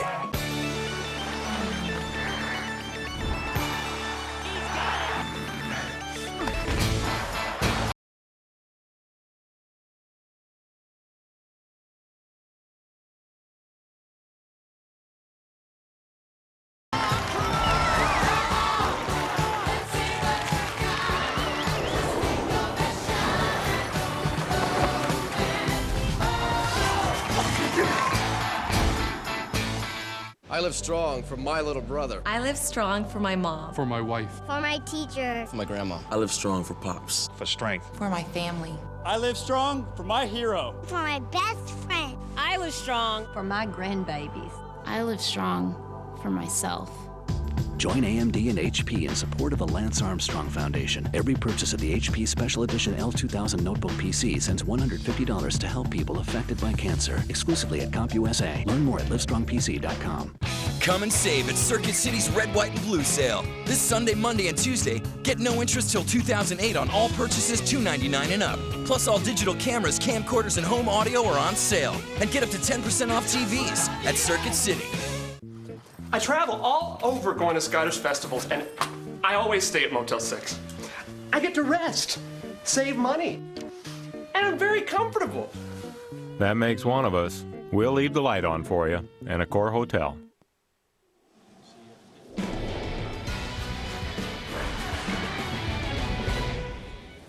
We're back on the Route du Tour de France as we follow stage number 1 here after the start yesterday, which was won in that prologue time trial by the Norwegian Thor Hushovd. Help is at hand now. There is the red jerseys there of the De Vitamin Lotto squad of Robbie McEwen. Right on front here are the blue jerseys of the world champion sprinter Tom Bonan. The gap is now exactly 4 minutes. It was at one stage 5.5. There is just 41 miles left to race. And the tempo riding has been lifted now We've stayed away from the hills which abound here in Germany and France, and they're racing the flatlands today, and that means this is one of the rare chances for the sprinters, the greyhounds of the Tour de France, to strike, and that is why they're now trying to bring back the leaders. Just looking at the bottom of the screen there, that's the result, more or less, of the time trial yesterday. That's the situation overall. Watch out for Stuart O'Grady. He is a very good sprinter, and he is best placed here. If he snatches a win bonus, could be the next rider in the yellow jersey. And Floyd Land is sitting there in 9th place, but he had a problem with his bike at the start. All right, also, though, don't forget to log on to olntv.com. Fly to the finish every day during the Tour, because that's your chance to win great prizes. Here's today's code word, and it is sprint. Right, guard your distances, it says. Well, not right now. I think the riders would like to bring the distance down a little bit. 4 minutes is still a few kilometres between the two groups. As they race over this little bridge over an auto route here, now heading in towards the leaders. We've climbed ahead with the 7 men. They are 4 minutes now. They're just holding this lead of 4 minutes. Unai Echeverria wants to see his team. I suspect he wants another drinking bottle on board here. Very important they take on a lot of fluid today, perhaps as much as 8 or 9 litres, because it is extremely hot. Gap nosing out just a little bit. The rider in the Française de Jeu colours is the leader of the Tour on the road just now. He's the white jersey there of Benoit Renard, a first-time Tour rider, and at the moment is the yellow jersey Virtual. There he is. Must be feeling pretty pleased with himself. Well, actually, it's rather interesting to see the composition of this leading group, because, Phil, if you look at the guys who are in the breakaway, a lot of them were right at the back end of the field in the individual time trial yesterday. Stéphane Auger finished 171st. Nicolas Portal was right behind him in 172nd, and Fabian Wegman was almost last at 175th. But I think Wegman may well have crashed, because I've just noticed the bandages on his knee and elbow, and that might be an explanation why he's looked for the breakaway here this afternoon. That's very possible. He is a man that tends to feature very early on in major stage races. That was how he came to win the King of the Mountains a couple of years ago in the Tour of Italy, which is a race over the same distance of 3 weeks. He's not a high mountain climber. He admits he can't climb the high mountains, yet he won the King of the Mountains, even though the Dolomites and the Italian Alps were included in that route. And the reason was he went out on the early breakaways. On that occasion, he won the very first climb of the Tour of Italy, exactly as he's done this week in the Tour de France. Yep, that's what a lot of riders do. They earn that kind of reputation as being attackers, and that's what they like to do. Starting to look a little bit more serious in the main field. They're stretching out into a very long line as the pressure starts to be applied by the teams of the sprinters, who want to spoil the party for these 7 men who went out on the early morning raid. Nicolas Portal, the man in black, which is the Case d'Apan colours here, Spanish team, and he sits there. There's a Frenchman on it. The riders are, and the light blues are from Bouygues Telecom, French team, which should be very happy to have 2 men in the breakaway. But the gap is still coming down, as the riders now are going to have to work something out special, I think. Just looking here, 3:55 now is the gap. They've more or less ridden at the same pace as the peloton for these last few kilometres after they started to eat quickly into their lead. That's sort of stopped right now in amongst the trees. Usually when we start to lose the pictures a little bit, but we're holding on. When we come back after the break, we're going to tell you a little bit more about the man who wears the yellow jersey but really wants to win the green jersey. I'm talking, of course, of Thor Hushovd. We'll see you after the break.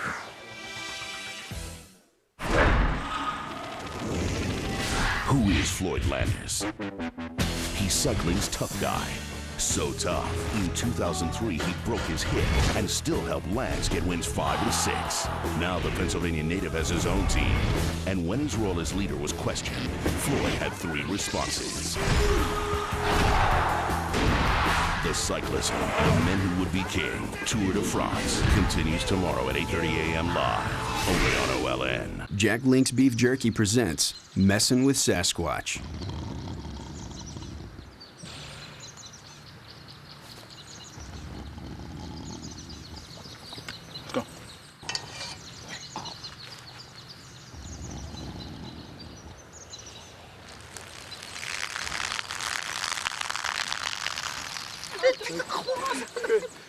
Where'd he go? Jack Link's Jerky, Feed your wild side. The sky is perfect blue, no cloud could spoil the view. It's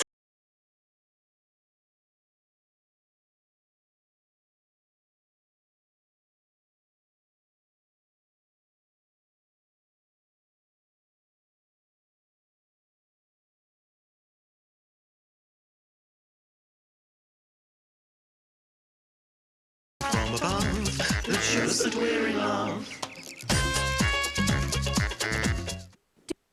Saturday, July 15th on Oxygen. Monique is back with the biggest beauty revolution ever. If you want to live large, enter Monique's Fat Chance Sweepstakes. Log on to oxygen.com for your chance and win big. The lucky grand prize winner and a guest will fly to L.A., experience a one-of-a-kind beauty boot camp, and have dinner with Monique. Watch Monique's Fat Chance on Comcast. Call today to get the $49.99 a month for 3 months.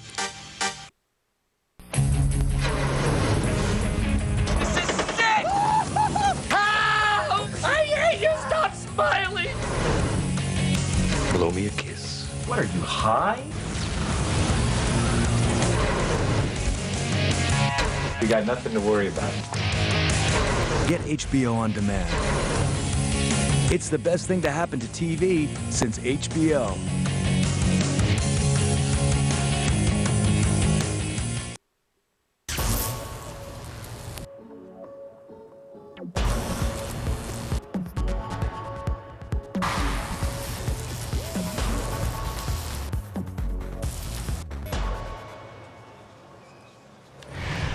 Welcome back to the Tour de France. Here are the riders now. The Quick Step boys are taking part in the chase of the 7 riders who are ahead. It's Strasbourg today. We're in and out of the big city, and the race is now heading back home, but we're still to go through Germany before we go back into France. So these are the 7 leaders. The gap continues to come down. There they are. 3:48 now is the latest gap. Just 60 miles to go, or 60 kilometers, 38 miles to go. And so that means that the peloton are really going to have to start working on this one now. Nicolas Portal, he's been up there since the 3rd kilometre of the race today, which is an incredible performance by him. So he's been in the lead now for 121 kilometres. And then the other riders joined in, including Fabian Weckmann. He was the last one to catch up. He's now the first leader in the King of the Mountains. And the gap is 3:43. It has got to keep a move on, but I can't see it staying away for much more than about 10 miles or so before the riders get reeled in by the sprinters teams who want these men back in the fold. Remember that when we race back into Germany and then across Germany, we'll race back into France. We are very, very close to the finish. There's an ambitious cameraman. He's got a long walk back to his car after he's panned the peloton by in the Tour de France. All right, well, let's have a look at our athlete profile, and it is, of course, Thor Hushovd.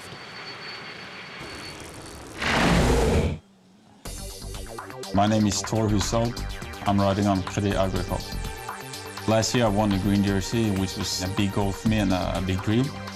This year my goal is winning a stage the first week. We have me for the green jersey and sprint stages, and we have Pietro Calcioli for the final. And then we have goals that the riders go in breakaways, show the jersey on television. That's important as well, and maybe get a stage win the days there is a breakaway. I train a lot in mountains. If not, I can never pass them. That's a part to be a rider. You have to be fast in the sprint, but you also have to ride long climbs up to 7 hours. So you have to be good on everything to just come to Paris. Yeah, but I mean, it's hard. When the conditions are hard, wet, cold, that's when the big Viking comes out and, you know, he rips it up. Yeah, last year when I came into Paris on Champs-Élysées with a green jersey and I knew I could win, the jersey was really special. To come in there and be riding in the middle of Paris, so many spectators will look. As a rider, it's a big moment, special moment, yeah. Indeed, our athlete profile by Hampton Hotels, and what a great athlete Thor Hushovd is. He's 28 years of age now, stands at 6 feet. He is a sprinter, and as we've seen, a pretty good time trial rider as well. He's now won the prologue in the Tour de France, and he was the points champion, the green jersey winner a year ago.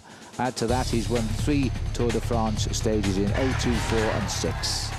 What a man. Boy, anybody would settle for half of what Thor Hushovd has done, and at 28 he's still got a chance of improving on all of those honours he already has. Very serious mood now. 3:36 the gap, tempo visibly lifted. We've got 2 riders up from Quick Step, 1 from Team Milram to help out the Crédit Agricole. I think quite likely, Paul, these boys will get a little bit annoyed if Robbie McEwen doesn't order up a couple of his teammates. Well, he's got a teammate up there, and I'm sure Robbie will send some guys up, but look how long that main field now is starting to get. We're inside of 40 miles to go to the finish, inside of 60 kilometers, and they now realize this is the time to pull it all back together. Well, this is life at the back. Water, of course, is very important for Benoit Vorenard. Even though he's being chased down, he's the leader still of this Tour de France on the road, but the time gaps have got to be kept by the time you cross through the timing equipment at the finishing line. Team management there shouting a few time checks at him, I'm sure of that. 57.6 kilometers remain now to around about 36 miles. I know many of you like us to convert kilometers and miles as we go along, because not everybody knows kilometers and miles. Well, they certainly don't. It's always difficult to do it on the fly, though, and that's why now and again one does make a little mistake one way or the other. But just notice the team manager who came up alongside there for the Française des Jeux was a guy by the name of Martial Gaillon. I used to race with him, and he actually participated in the Tour de France on 4 occasions and won himself a stage, I think. He did. He was a very consistent rider too, and Martial now into management. A lot of cyclists, they go one of 2 ways if they've made their reputation in the sport. They either go into the management of the teams, or they join us on the commentary box positions here, where there are many top ex-cyclists working with us on the Tour de France.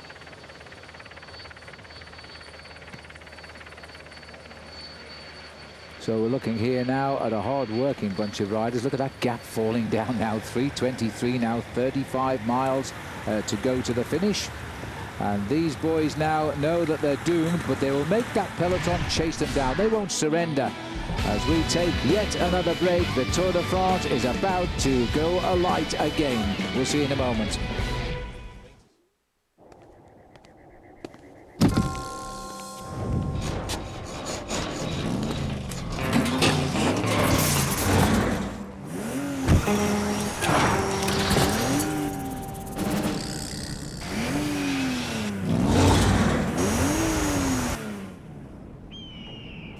Your engine knows what it wants.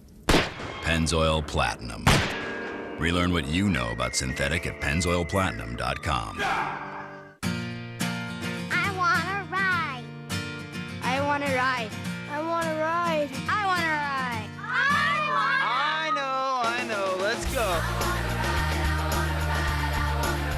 The full line of fun and reliable CRFs from Honda. Everyone wants to ride. For monthly payments as low as $39, visit relief.honda.com or ask your Honda dealer about Red Hot Summer Relief.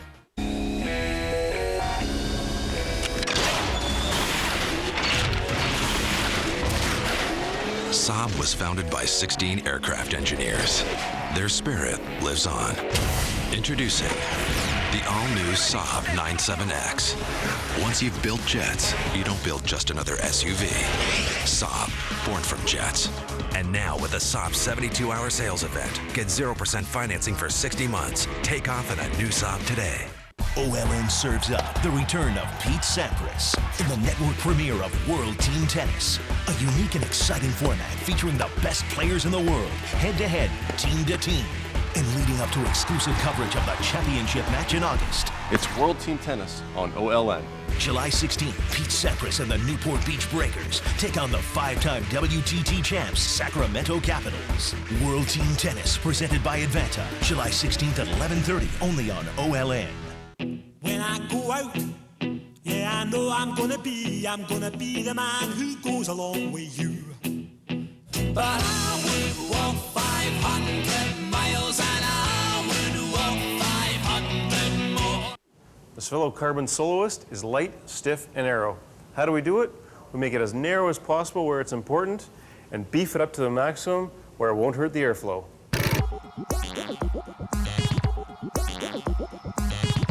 This week on Wild Over, me and Gorb are down south for an invigorating winter break. with temperatures as high as -30. It's important to keep yourself cool.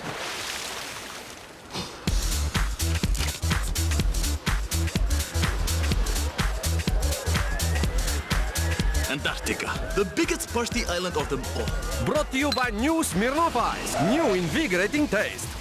Premium malt beverage, please drink responsibly.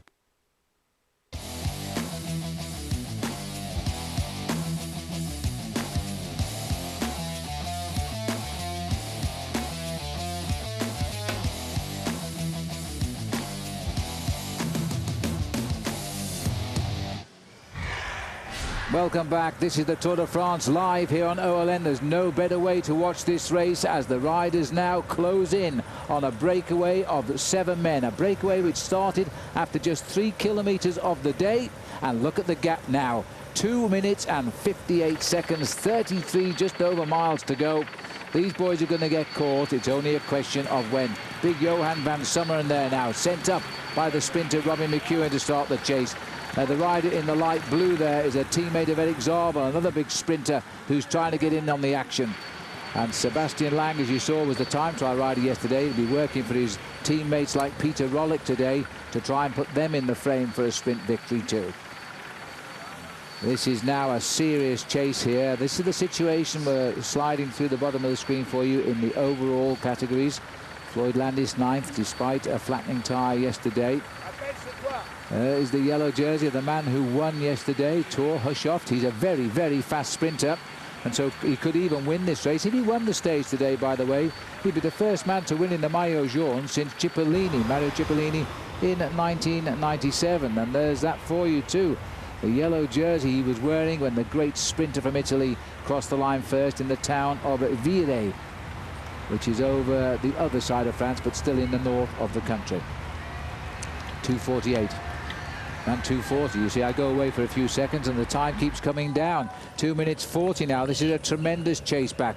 It just shows you how these boys, they've got clocks in their brains, you know. They can work it out to such perfection.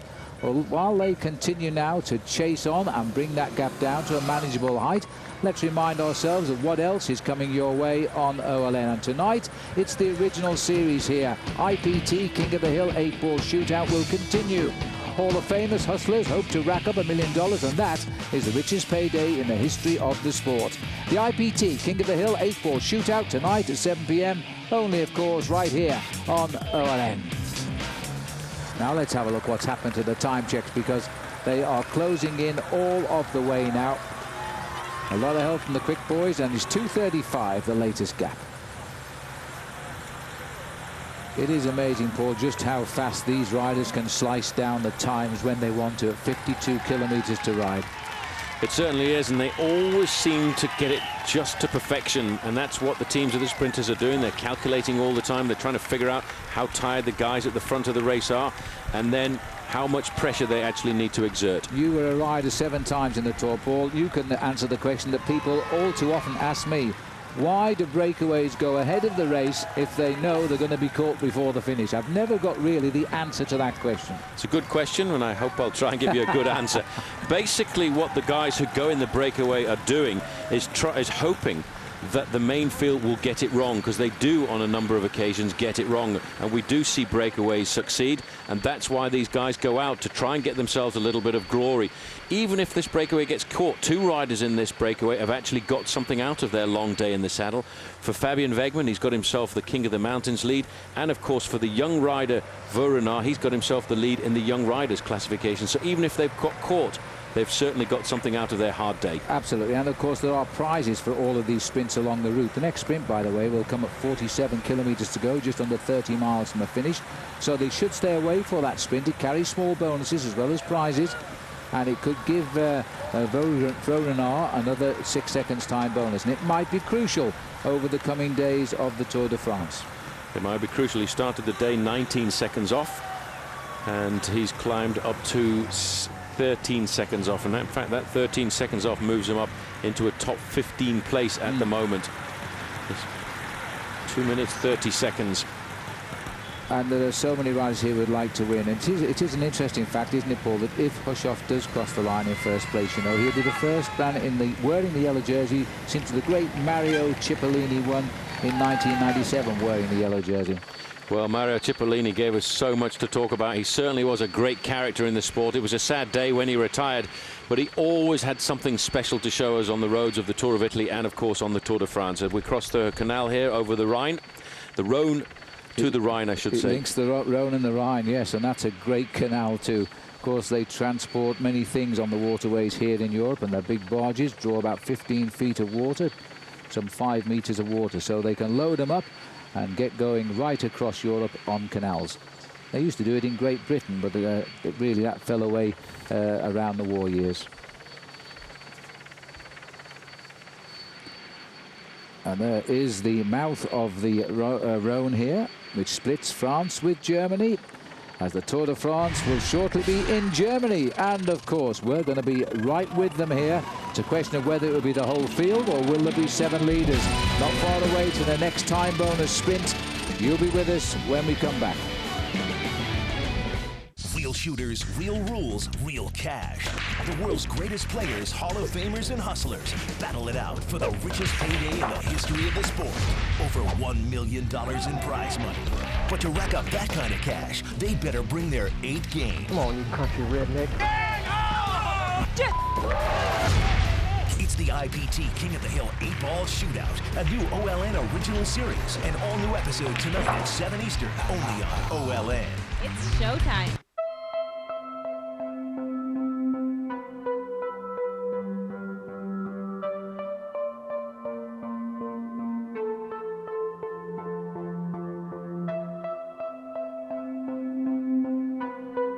Ingeniously designed to help protect the things that need protecting.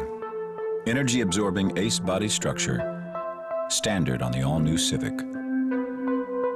Only from Honda. I live strong for my little brother. I live strong for my mom. For my wife. For my teacher. For my grandma. I live strong for Pops. For strength. For my family.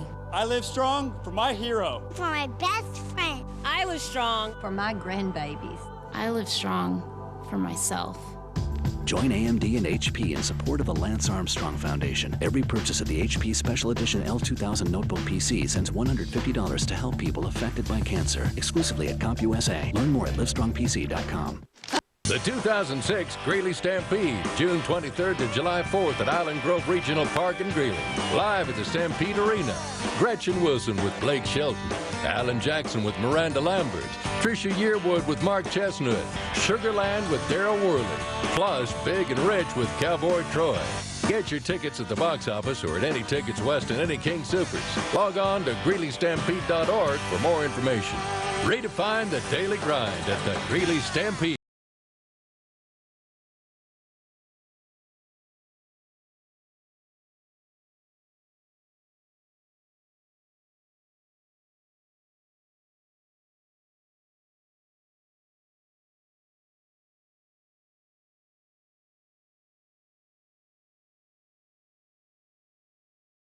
Special one-day price throughout the day, Friday, July 21st on QVC and QVC.com. Welcome back. The peloton we're looking at here, we're on our circuit in Strasbourg. We are not too far from the finish, around about 48 kilometers, some 30 miles. In fact, 48.9 and 30.4 miles. There you go. The gap is coming down quickly now, 2:09, and we are approaching the sprint at Plobsheim. And that comes at 47 kilometers to go. Well, the sun on the right shoulders now, the shadows there. 2 minutes and 7 seconds is the gap. As these riders know they're doomed, it's only a question of when they are picked up. We're looking here at number 159. He still remains the leader of today's stage of the Tour de France on the road. That is Benoit Vogrenard, and we're coming up now to the second sprint of the day. I think he'd be interested in taking a small 6-second time bonus here. That was the 1 kilometer to go. We're at Plobsheim, leaving us for once we pass the line. 47 to race to the finish. We'll be shortly in Germany, and we'll stay there till around 4 or 5 kilometers when we'll race back into France. I think it will be very important for the young man there, Vogrenard, to actually try and get himself the 6 seconds. He's moved himself up to 13 seconds off the lead. That would take him just that little bit closer, and always the risk and always the hope that he might survive to the finish today and have a good chance at getting the overall lead. That's why guys do this. Well, Unai Echeverria, the Spanish rider, won't be interested. He's the orange jerseyed rider. Coming through in the black is Nicolas Portal. He might have a little go as he tries to get through, but the two Bouygues Telecom riders, Walter Benetton, Mathieu Sprick.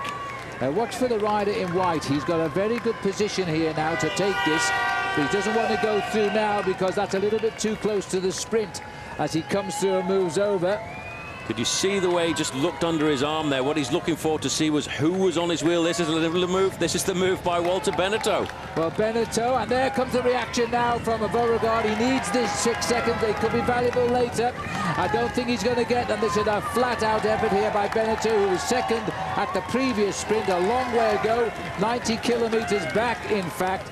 It looks as though Van Renard has got second, and third is the other rider on Telecom, which will be Mathieu Sprick.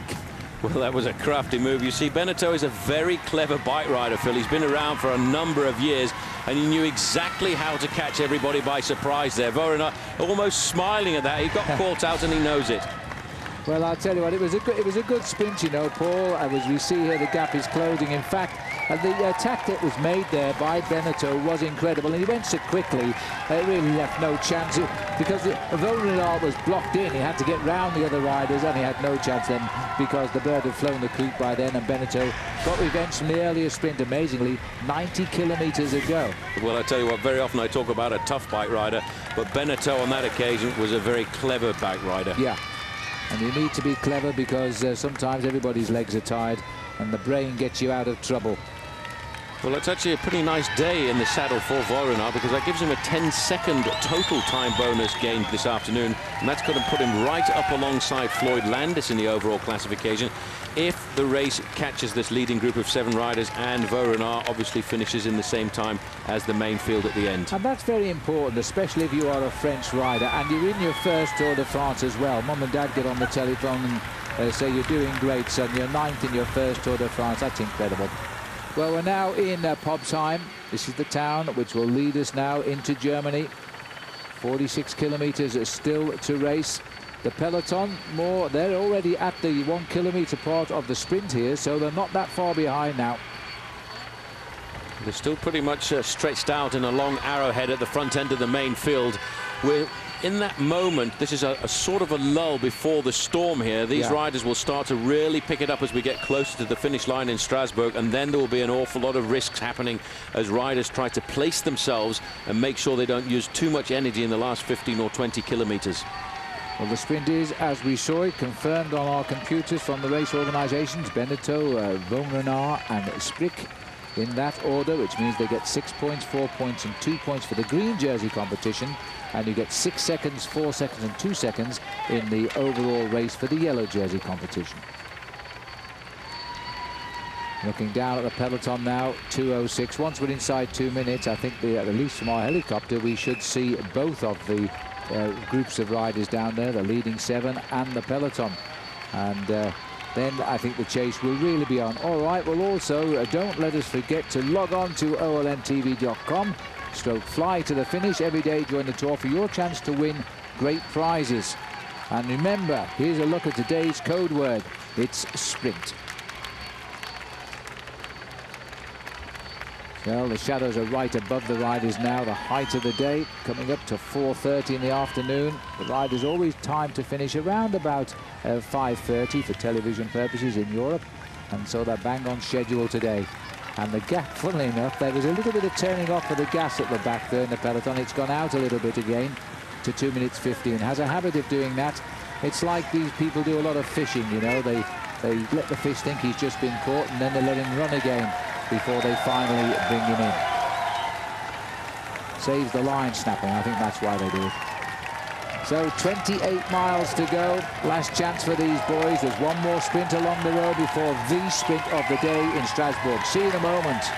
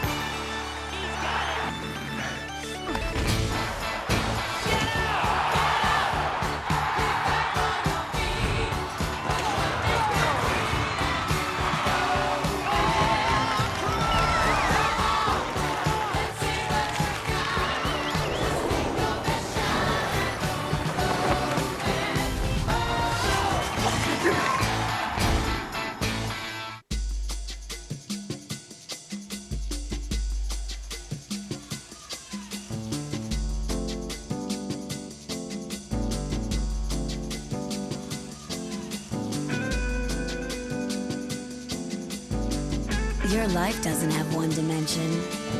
Neither should your beer. Michelob Ultra. Rewarding taste that's made for the way you play. Live life to the ultra. Pillaging was great this time of year, but with so many people switching to Capital One, we've taken jobs as camp counselors.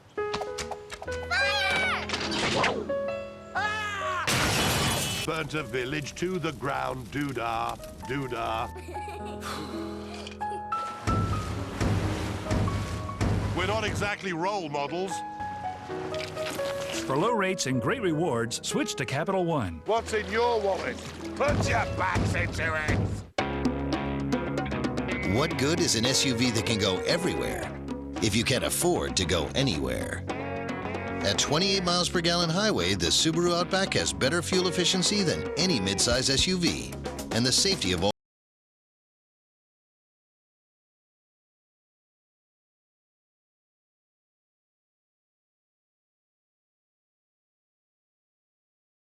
cashback and 0% financing on the Subaru Outback.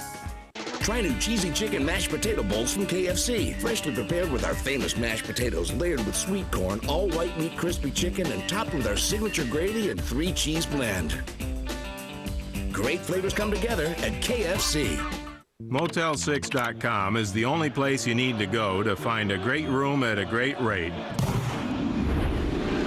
Olay, olay, olay, olay. The best place for the best rates is Motel6.com. We'll leave the light on for you. Welcome back. The Union flag is flying alongside the French one. They are on German soil now as we join the Tour de France here, racing Strasbourg. Strasbourg, this big city, which of course is in France. 7 riders are still clear. They're making it hard work back in the main field to bring them back into the fold. There's the latest gap, 2 minutes and 20 seconds. Just 26 miles left to race. And German roads will take these riders in a circle back onto French roads for the last couple of miles of the day. Well, let's have a look how the race stood at the start of the day. These are the overall leaders of the Tour by way of the result in the time trial yesterday. Thor Hushovd is in yellow, same time as George Hincapie. Hincapie, remember, lost the race yesterday by 73 hundredths of a second, which equates to about 25 feet. Zabriskie, another American who won the first day last year, had to be content third this time, 4 seconds behind. And then there was Sebastian Lang in 4th place and Alejandro Valverde, big danger. Likely winner of the Tour sitting there in 5th. They're the top 5 riders overall. Well, let's remind ourselves about stage 1 today. We started in Strasbourg, and that's in France. We've had a tour of the vineyards of France. We've now crossed the borders. We are racing for about 20 miles now on French roads. And this is an amazing country. It's surrounded here by different countries. And here's a nice close-up of the route for you here. Just towards the end, on the right-hand side, when we're in Alemannia or Deutschland or Germany, depending on the language you speak, and then we're raced back in to the city of Strasbourg. Big sprint finish coming up on the road of the Black Forest. Well, just look at that view, Paul. It's not good for a breakaway when you come onto a main autobahn like that, because the boys will see the leaders, although having said that, they don't seem too enthusiastic. Well, just looking at that gap, we were getting official time gaps from the race radio of about 2 minutes and 12 seconds. I think it may well be a little bit closer to the 1 minute and 30-second mark, Phil, and very shortly they're going to line up and see this magnificent bridge in front of them to cross over the Rhine and get into Germany. Well, this has been some hard riding, but they need to ride harder and harder because they don't want to catch them too late towards the finish. It takes a little while to reorganize your sprint leaders up to the right position. You need more strength to do that as well. So the teams will use certain riders only to chase down the breakaways. The other riders, which are the domestics, will go into that pack, protect their sprinter and try and bring him to the front for the finish. Going to be very nervous at the front end of the main field shortly, because the sprinters are always nervous on the first day of the Tour de France, because many of them have had a little bit of time out of competition, like Robbie McEwen, who made his comeback during the Tour of Switzerland, and he wants to get the first win under his belt. He'll take all kinds of risks, and it's going to be a very tumultuous sprint here, although it is a fairly safe one. There are about 3 corners in the last 3 kilometers, but the final kilometer for me is a magnificent sprinter's venue. Absolutely super venue. And just listening to comment being made in my earphones here from Marc Madio, who is the manager of the Français de Jeu team. That's the rider in the white up on the top left, who is now the best young rider. He's saying it's a perfect day, and in his first tour he'll have great confidence. Here we go. We're crossing over the bridge here, which links France with Germany. We're leaving France, we're entering Germany, and in the next 35 kilometers or so, we'll be back into France for the dash to the line. The leading breakaway of 7, a lead of just over 2 minutes. And there is the bridge, and below us is the peloton. Not very much, is it? Around about 1 kilometer, 1.5 kilometers distance between the leading group of 7 riders and the main field, who are moving along slowly and steadily closer to that leading group of 7 riders. They are waiting, I think, Phil, to pounce. They know they've got this race under control. They know they're inside of 2 minutes now. What they will try and do, I think, is time the catch to perfection, because they realize if they catch them too early, there's going to be an awful lot of attacks on this first day on the open road. Well, actually, a climb like this probably hurts the legs after a lot of flat riding, because it's quite a rise over the river here by the riders as they race back over the Rhone. Very difficult for these guys. They're going to move down to the town of Offenburg in Germany before then starting to turn towards the west again, heading slightly to the north, and then they'll cross the border at Köln, and that leaves them just 9 kilometers to go from that final sprint point of the day to the finishing line. There is one more a small sprint to come that brings them back into France. It's in the town of Köln, and that is where I think they'll have swept these leaders up by. And then if they have, then watch out for riders like Stuart O'Grady of Australia, because there's a valuable 6 points for the green jersey there. And so if that happens, he'll be looking to win sprints at the finish and as well. Well, that's a beautiful picture, I have to say. And it's now the peloton who's crossing this magnificent river that goes right down the Rhone Valley and splits France with Germany. Well, the amazing thing here that I didn't know until a couple of days ago, this is the Rhine. This is the Rhine. This moves up towards the north. And in 1868, this was classified as an international waterway. And from the last bridge over the river in Bâle, it actually gives Switzerland free access to the sea in the north. These were all strategic points in the wars, of course. And the Rhine there, one of the great rivers of Europe. And the riders, well, they just keep on pedaling. They don't even take in any of these beautiful views. But I know that many people watch the Tour de France on television because they love the views and the countryside, and they know the riders find the best roads. And days after they finish, they go on holiday on the same roads. And so just looking here at the man who's had a wonderful day out today, Marc Madio's over the moon in the team director's car. He says this in his first tour is a perfect day for me. And boy, this guy's going to have some confidence now as the tour continues. There he is, all smiles for Benoit Vaughan. We'll take another break. We are inching in on the finish, and they're still away. We'll see you in a moment.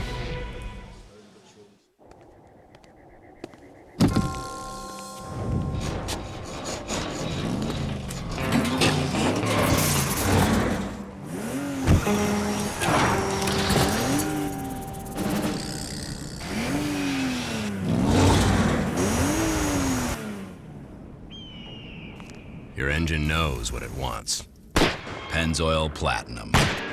Relearn what you know about synthetic at pennzoilplatinum.com.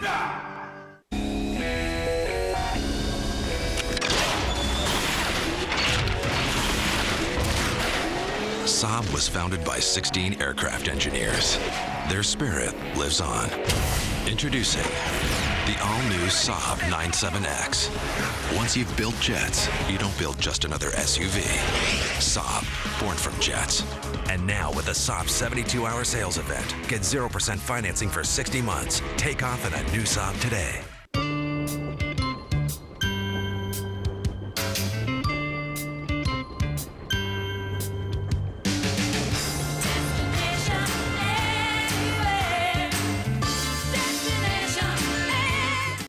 This fellow carbon soloist is light, stiff, and narrow.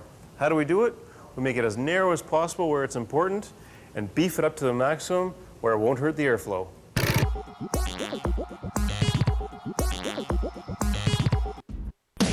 Bicycle Village, the ultimate bike shop. Bicycle Village has Colorado's largest selection of bikes, from tandems to trikes to top-end bikes. All the best brands and the largest selection. Over 1,000 bikes set up and ready to ride from the brands you want, like Trek, Specialized, Raleigh, Lightspeed, and more. Only Bicycle Village offers same-day bike service to get you back on your bike quicker. Plus lifetime tunes and an unbeatable performance guarantee on every bike we sell. And we always guarantee the lowest prices. Bicycle Village, the ultimate bike shop.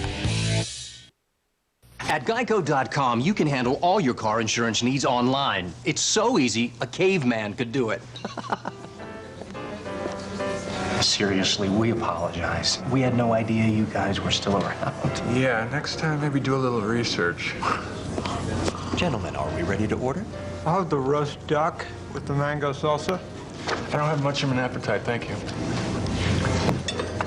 Geico. 15 minutes could save you 15% or more on car insurance. Little shot for you today. That is our Trek aerial view of the Tour de France today, thanks to Trek, and what a magnificent sight it is. Welcome back on OLN as the Tour de France passes alongside this magnificent Rhone River, and there is Tom Bonen in the bunch. He's going to start to get a little bit twitchy in the next few miles. His team's at the front doing the work. He's having a chat at the back. Boy, that will change when we come back into into French territory. We are now racing on German roads here. The gap at last is coming down, a minute 48 seconds. These are the leaders. And Benoit Van Renard in the white jersey there, the Française des Jeux, is still the race leader on the road, but we still think that will change. 23 miles to go now. Johan van Summeren is the rider in the red on the right, sent up to do work for Robbie McEwen, the sprinter. This is the massive crowd that's followed us around France. We're now in Germany, and it's still as big as ever. Funnily enough, cycle racing is extremely popular in Germany, and there was great sadness when Jan Ullrich didn't start the race because of that problem with the Operation Puerto. There's the route today. Makes the sprinters very happy. Just down the far right there, one more S. That's the third and final time bonus and point sprint of the day. And then it's all ground, all eyes to the mill for the big finish in the Black Forest Avenue in Strasbourg. There's the peloton going by. German police on the right, French doing the work. Just seeing that the French police doing the work in Germany, Paul, the German police just watching. Well, they have to just keep an eye on what the French police are doing on their soil. The French gendarmes moving across the border here with the permission of Germany to look after the riders. The gap coming down dramatically. A minute and a half now, the advantage of those 7 leaders at 21 miles to go. And that's inside of about 35 kilometers of racing. You know, if you look back there, Phil, you can actually just see the shimmering of the heat of the main field. They are certainly now just waiting to pounce. They're waiting to pull these riders back in, and I think they will try and do it at around about the 20-kilometer mark. Well, these wide open flat roads now look right in the distance. There's outriders already coming, so they're going to be in the sight of the peloton now. You can see them again in the distance as they go around this traffic roundabout here and come together again. This is an angry bunch now. It should be a catch in the next 10 kilometers or so. And that means they'll be all together for the final big sprint, which comes with just 9 kilometers, just over 5 miles before the finish. And that brings us back into France here. Well, they cross the Rhine once again and come back into France, but at that time they will be going absolutely flat out because they'll be just on 5 miles to go to the finish. There will be riders just touching their brakes, hoping to stay at the front end of the main field. That's Vasseur over there on the left-hand side, having a little chat with a rider from De Vitamont Lotto. They're trying to work as a cohesive group, different riders from different teams working together for the same cause. That's to pull back these 7 leaders and give the sprinters a chance to have their big day. And that's what it will be, Paul, a day for the sprinters, because the men who are looking to win this race in 3 weeks' time in Paris, men like the Americans, Floyd Landis, Levi Leipheimer, George Hincapie, or the Australian Cadel Evans, or anybody else like Alessandro Valverde, they will just concentrate in staying out of trouble today, because the timing is such that when the whole field finishes together, they all get the same time. It's just the riders on the sharp end over the line first get a handful of seconds time bonus. And the men who are aiming to win the Tour de France aren't interested in a handful of seconds. They are looking for the opportunity to take minutes. But what you have to do if you're looking at winning the bike race overall is you have to actually ride fairly close to the front, because these finishes are so dangerous. You don't want to get involved in an accident on the run in towards the finish, because you could see your Tour de France get taken away for you. Remember a man by the name of Levi Leipheimer was big favourite for the Tour de France a couple of seasons ago. Yep. Crashed on the very first day, fractured his hip, was unable to compete. Yep. And for him, that would have been a very serious challenge for him, because that took away almost a whole season out of his career. And that is what the big riders worry about on these opening days of the Tour de France. And they'll be more nervous in the next couple of days, because we go on to much more narrow roads. But the sprinters just lick their lips, because these are their stages, and they're not afraid of a rough and tumble, and they'll mix it with the best of them. So watch out for a hectic finish today, when we get down to Strasbourg, and when we catch the 7 leaders, who I think have done a great job at holding off this field. They certainly have, and they will have something to take away from the day here this afternoon. The young man on the front there in the white jersey of Française des Jeux will change it for the white jersey as leader of the best young rider competition. Grabbed himself 10 seconds time bonus out on the road here this afternoon. I think they will get caught before that last time bonus at 9 kilometers to go, and then we'll see a different name of riders coming up to the front to try and get the points. So looking at the peloton now, still working on what are they going to do. They have not yet to catch that breakaway, haven't they? So this is going to be very, very difficult if they don't shut it down in the next few miles or so. That rider's not in the race anyway. Well, don't forget the Tour de France coverage, of course, will continue on OLM for the next 3 weeks. Tomorrow it'll be stage 2, and that travels into Luxembourg, and the sprinters will try yet again for a win. Our live coverage will begin tomorrow at 8:30 a.m. That's Eastern time. Sorry, you out on the west, that's 5:30 a.m. your time, and then catch our primetime show at 8 p.m. Eastern and 9 p.m. Pacific. Yes, that's the Tour de France here on OLM. We're live, and these boys are still wondering quite what to do with a breakaway of 7. The gap is now 1.5 minutes. So as they continue towards the line, they've got the crosswind now. Earlier on it was a headwind, now it's a crosswind. The crosswind is the worst wind for cyclists. You have to be very strong to hold your position in the peloton, and the strongmen, of course, love crosswinds, because they get to the front, they lift the speed and they drive, and the weak riders tend to fall off the pace. These are the men, the rabbits of the day. As they continue towards the finish, they are still 1.5 minutes to the good. That means we can take a break, and I'll still be in the lead when we come back. See you in a moment.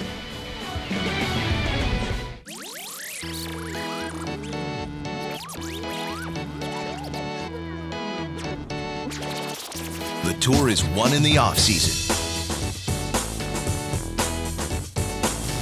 The man doing great times out on the course, Phil, is Lance Armstrong. Well, he's been scorching it all the time, Checks. What a comeback. Armstrong is the leader.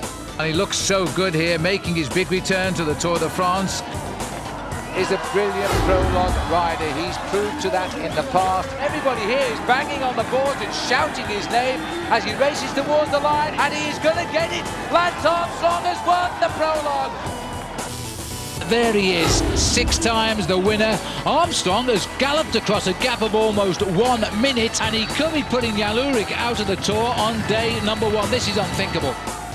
Brought to you by Trek Bicycle's new Equinox TTX 9.9, equipped with Bontrager wheel works and components.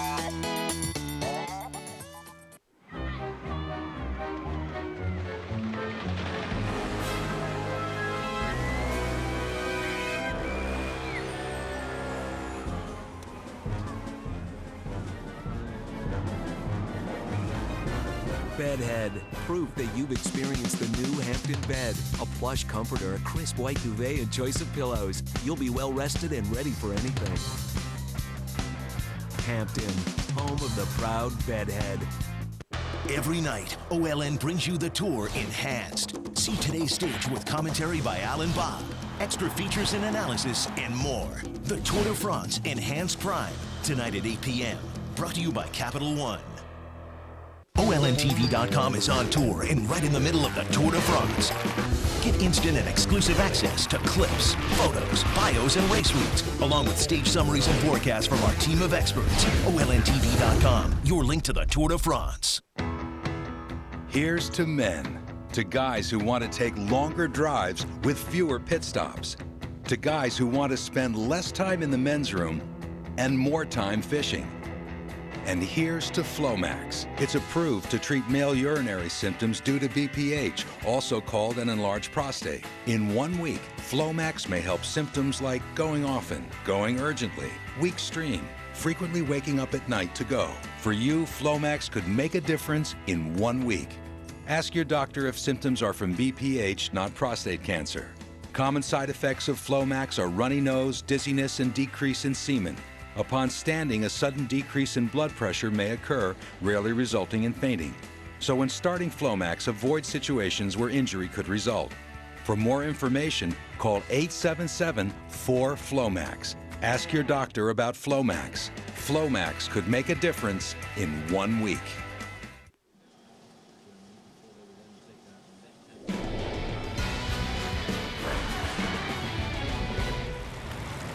Welcome back to live pictures on the Route de Tour de France here. The peloton is still working out how do they catch the leaders. George Hincapie looking a bit more serious now. What a time trial he had yesterday. He lost it by 73 hundredths of a second. Nozal near his camera, his teammate. George says, hey pal, give us one of your bottles. He gets it. And Nozal doing his job as the helper, the team domestic. Those yellow numbers, by the way, mean that Team Discovery are the leaders of this race in the team classification after yesterday's time trial. And there they are, and there's the gap, 1 minute and 23. When are they going to catch? Well, I'm very strange, Paul. I mean, these are wide roads now, and yet the peloton has left them out there, let them dangle, and nobody wants to finish it off. Status quo. They don't want to finish it off because the teams of the sprinters now are in a situation where they want to make sure they've got enough energy left in the team to do a proper lead out for their sprinters, which is why the front group has actually turned off as far as I can see. The way we're looking at those riders, there's not a lot of energy being put into surviving off the front end of the peloton. And the main field, actually, as we were saying, they weren't chasing. They're actually now starting to get themselves organised. A little bit of roadworks here, making sure, perhaps it's making sure they don't take the wrong road. Yes, it is. Keep right, guys, otherwise you might be staying in Germany overnight as they now head towards the French frontier. A little bit earlier, Paul, we saw pictures of George Hincapie in that green jersey. People might be confused by that because, in fact, George isn't the leader in the green jersey competition. It is the man who won yesterday, Tour Hushoff, because on day one you win everything. But because of the publicity purposes of the Tour de France, the riders who are second, and Hincapie was second in the prologue, has to wear the other jersey. So for that reason, he has pulled on the Green Points leader's jersey, but in the competition he is in fact in second place. He's in second place. That will probably change this afternoon quite dramatically as well, because let's not forget there's a lot of points for the first man to cross the line. It's an important competition for many riders, the green jersey classification. There's 35 points for the man who wins the stage here this afternoon. There was only 15 points in the individual time trial yesterday, and the reason for that is because this is a competition which is basically aimed at honouring the sprinters. Yes, and the boys in light blue there looking to guide Eric Zabel to yet another win and nudge near the magic 200 for him. It's getting a bit long in the tooth to take on the likes of Tom Bowen and Robbie McEwen, but he's such a competitor that he will be in amongst it. You can bet on that today. Just looking down there, trying to see if I can see Robbie McEwen. Even from our best seat in the house in the helicopter, he's always difficult to see. This man has the knack of hiding. Yellow jersey of Tour Hushoff is easy to see. As we pan across the green jersey of George Hincapie is easy. Have you got him? He's just gone out of shot again, number 65. You can see him just sitting in the middle there, keeping himself away from all of the wind, making sure that when he does put his nose into the wind, it'll be right at the very last moment. And the reason for that is he will be accelerating at full speed to try and get to the finish line first. Well, no progress being made now on our computers. We're getting about 1 minute and 22 seconds, the gap. And they're not getting any closer. So very shortly we are heading up into the French territory again. And by then they really do want to be together. They don't want to be behind them, because if they are behind by then, it'll be difficult to catch up on the narrower roads as we run down towards Strasbourg.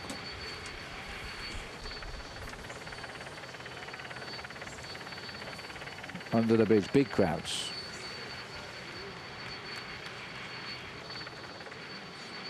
So looking here now, the peloton continue under the way, 124. In fact, they're starting to nose away again a little bit here. as they continue before a big crowd in Germany. Just look at this. The fact they've lost their star rider Jan Ullrich, and yet there's still a massive crowd here.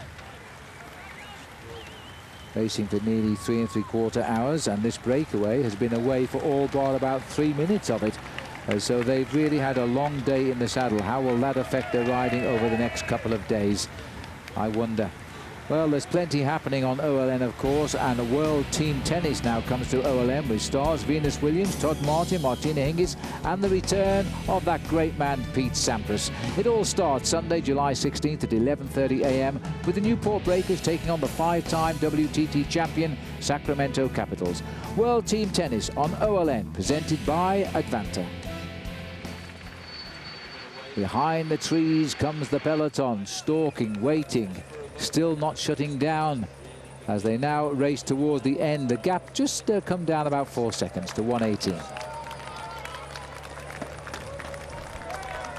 Well, I would be getting a little concerned at 16 miles to go as we look now at the leaders here. The gap, last time check, 1 minute and 18 seconds. The crowd as big as ever. They're no doubt missing Jan Ullrich, but you'd never guess it down there because we're still on German roads here. This breakaway has been away for virtually all of the near 4 hours in the saddle today. Well, I tell you what, don't worry too much, Phil, because 1 minute and 14 seconds with 26 kilometers to go is very easily doable because the teams of the sprinters have not yet started to crank it up. I talked a little earlier to you about Robbie McEwen wanting to get the yellow jersey before the race went into Belgium. I'd almost forgotten about the other guy from Belgium who's the world champion, and you know what, Tom Bonen did a magnificent ride yesterday in the prologue. He only lost 11 seconds in a part of the sport which is not his speciality. He'll be looking for the win here this afternoon because he would love to have the yellow jersey on his shoulders when the race goes into Belgium. You bet your life he would, and Tom is very proud of the fact he is the world champion. We're seeing him today in the rainbow jersey, which is the right of the current world champion only. And that's the white jersey with the colours of the rainbow around his chest. Bonen has won 17 races this year, and today he'd love to win the 18th. He certainly would like to win the 18th, and with that 20-second time bonus on the finishing line, he could very easily see himself get the yellow jersey off the shoulders of Thor Hushoff. But don't discount Hushoff, because Hushoff is a very good sprinter himself. He knows how to do this, and let's not forget, at 25 kilometers to go, that Thor Hushoff was the winner of the green jersey last year. That means he's a good sprinter. Well, this breakaway now still making the best of it here. But remember, they're racing back onto French soil now, and once back on French soil, just a few kilometers down the road, they will be arriving here. That is the long straight of the Avenue de la Forêt Noire, the Black Forest finish for the riders in the Tour de France today here in Strasbourg. We'll see you in a minute. Real shooters, real rules, real cash. The world's greatest players, Hall of Famers, and hustlers battle it out for the richest payday in the history of the sport. Over $1 million in prize money. But to rack up that kind of cash, they better bring their 8 game. Come on, you country redneck. It's the IPT King of the Hill 8-Ball Shootout, a new OLN original series. An all-new episode tonight at 7 Eastern, only on OLN. It's showtime.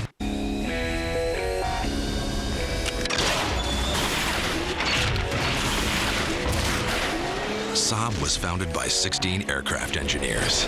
Their spirit lives on. Introducing the all-new Saab 97X. Once you've built jets, you don't build just another SUV. Saab, born from jets.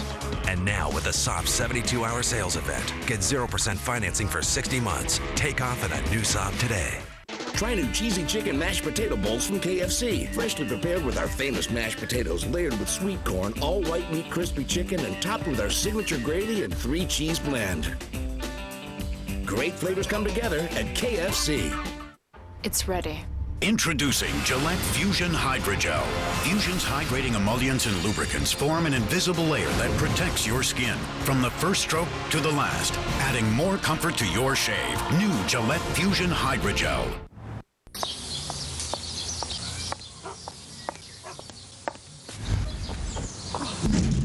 Free yourself from big phone bills. With Comcast Digital Voice, you get unlimited local and long distance, plus 12 popular calling features, while saving more than 20% over Quest. And it's only $39.95 a month for Comcast customers. Comcast Digital Voice. It's Comcastic. Switch to Comcast Digital Voice risk-free and get all your Comcast services on one bill.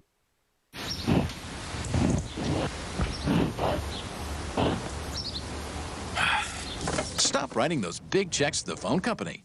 Comcast Digital Voice gives you unlimited local and long distance with 12 popular calling features plus voicemail, all for just $39.95 a month. So you save more than 20% over Quest. Comcast Digital Voice. It's Comcastic. Get Comcast Digital Voice for just $39.95 a month. Call 1-800-COMCAST. Welcome back to the Tour de France for the moment in Germany as we briefly visit the country, heading back into France at the end of day 2 and stage 1. Yes, the Tour de France is now bound back to the city of Strasbourg. 5 riders have now a tenuous lead. We are inside a minute advantage now. There we are, 51 seconds to be precise. The German flags fly proudly here. The peloton are beginning to get their act together at last. They are timing the catch once again to perfection. This is going to be a tough finish today too in Strasbourg, as the riders now wait to cross back out of Germany and into French territory. Well, one man who knows all about the Tour de France is working with us here. That's Frankie Andreu. We've sent him out onto the finishing line to tell us all about the finish. Frankie. Today is the first stage of the Tour de France, and it's the first chance for the sprinters. Today's 184 kilometers long, but in the final 3 kilometers, there's about 5 corners. When the peloton enters into this, it's really going to string out the group into one long line because they're going 40, 45 miles an hour. On the front, watch for teams to be grouped together and working together to keep the speed as high as possible to prevent any of the riders from attacking and going away lone. Right here, there's a left-hand corner right before the 1 kilometer to go banner. This is where the sprinters are going to be setting up, fighting for position, hitting elbows, bumping into each other to fight for position and to keep in position right before they launch their final sprint at 200 meters to go. Some of the most exciting Tour stages to watch are the sprints, but as a rider, it's very nerve-wracking, it's very crazy. You have to stay focused and stay in front because one crash can totally take you out of the Tour de France.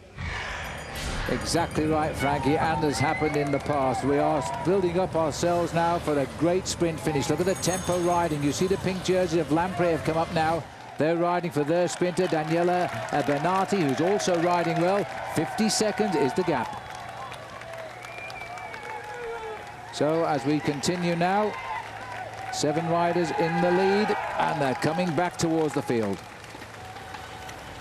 Just looking at the faces here, Paul, of these riders now. There's a bit of panic here. It looks as though Echebria's had enough for the day. He's sat up. Well, there's a bit of panic, Phil, because of the fact they've pulled out the team cars now, and these riders, once that starts to happen, they know the writing's on the wall. They know it is almost over. They've had a wonderful day out on the Tour de France. They've led the race. They've been 5 minutes in front. Now, I would say next time we get a time check, we'll probably hear something like a 30-second advantage. Then all of a sudden, they'll be back in the main field with the rest of the guys. Well, Echeverria, in fact, he's just about sitting on the back here. Maybe, oh, I just thought we were going to have a little attack then. Very often the breakaway tries to attack itself, and a desperate moment comes to try and scamper to the line. But, you know, just on 20 kilometers to go, the banner should be over the road very shortly. We're looking at around about 3/4 of a minute, 48 seconds. That shouldn't be keeping these riders away too long. The last sprint of the day before the big sprint comes at 9 kilometers to go, just over 5 miles. Well, I'm hearing over race radio that a lot of riders from Team CSC are moving to the front of the pack, and that may well be to try and do something special for Stuart O'Grady, because O'Grady is lying in 6th place, just 4 seconds.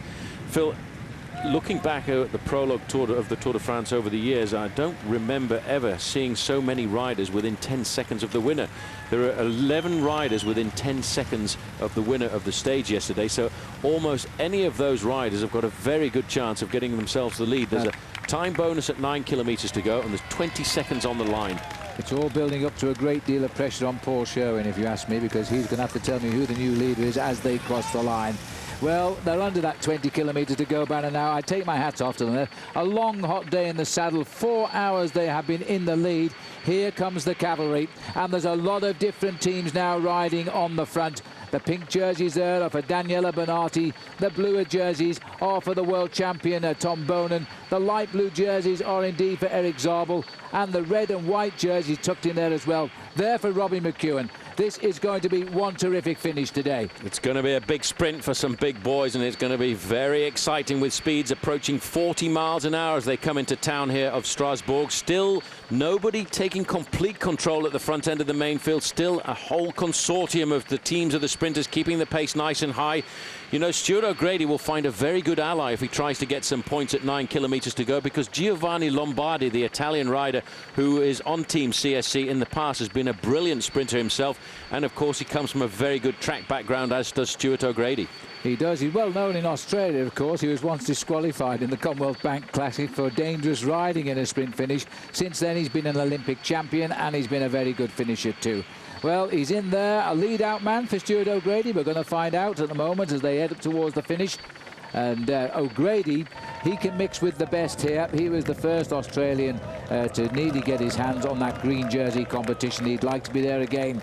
Just checking over his shoulder there to see where they are. They know they're coming now. They are hoping they can still slip away here. I'll tell you what, Phil, there's a lot of riders, their heart rates now will start to be reflecting how difficult the race is starting to get. We get an idea of how tough it is for some of these riders. They can reach a maximum of 185 beats a minute, you know, in a race like this. And if it's not all that difficult, you'll probably see them riding around about the 140 beats a minute mark. And at the moment, I think in the main field, we're cruising along at around about 43 kilometers an hour.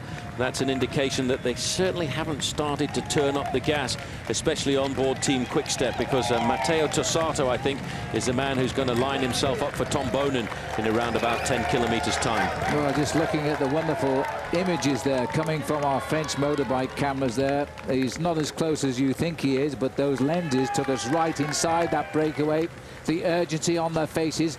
Wegman, well, he looked pretty happy, because even if he is caught, he'll be on the podium tonight to receive the first jersey as leader in the Tour of the King of the Mountains. And the best young rider, that should now be for the man who's been here all day, Benoit Von Renard. He should be up there as well. But who's going to take the green and who is going to take the yellow? And that will be down to the sprint. That will be down to the sprint. 20 seconds for the first man to cross the line, 12 seconds for second, 8 seconds for third, and that's going to be a rapid calculation. Thor Hushovd has got all that information in his head. He knows who can beat him of the sprinters, and he'll be keeping a very close eye on that.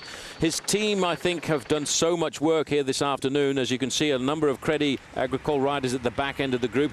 Thor Hushovd is basically going to have to try and sprint on his own. He's going to have to use Tom Bonen's wheel. He's going to have to keep a very close eye on Robbie McEwen. And, of course, he will be keeping a very close eye on Stuart O'Grady, who is only 4 seconds behind him. And I just thought of another sprinter looking at the leaky gas boys at the back, Magnus Bagstedt, who lives in South Wales with his Welsh wife, Megan, and is, of course, a Swede. Well, Big Maggie, he's going to be ready for the sprint here this afternoon.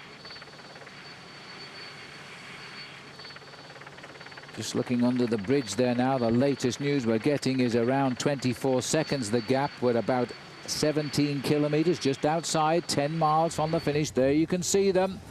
The quarry is in sight, the charge is on. It looks like McEwen's boys are now working pretty hard. They've got the red shoulders on the jersey. The light blue ones to the right are for Eric Zabel's Milram team.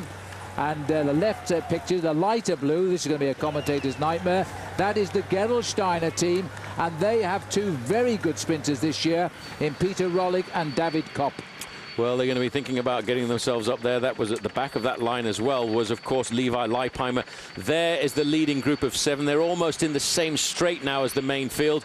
The gap down to inside of 10 seconds. Very shortly, it will all be back in the fold. And then we'll have to see which of the teams of the sprinters wants to take up the pace-making very early on. There's a little bit of a flurry of an attack going on here.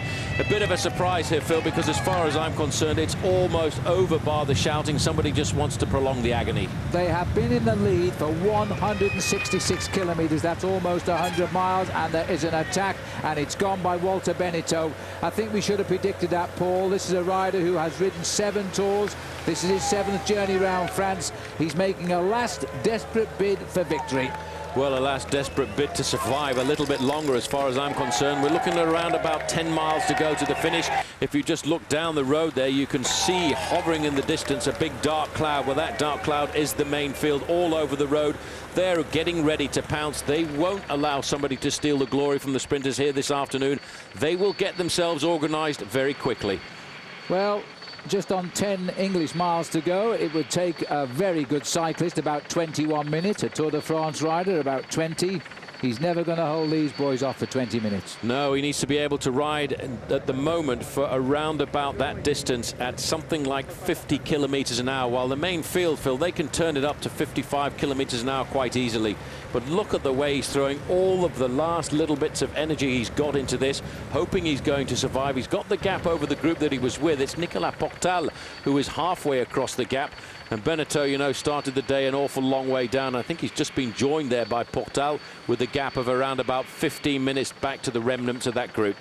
Well, if Benetton was to win a stage, he will celebrate his 34th birthday 3 days after this race reaches Paris.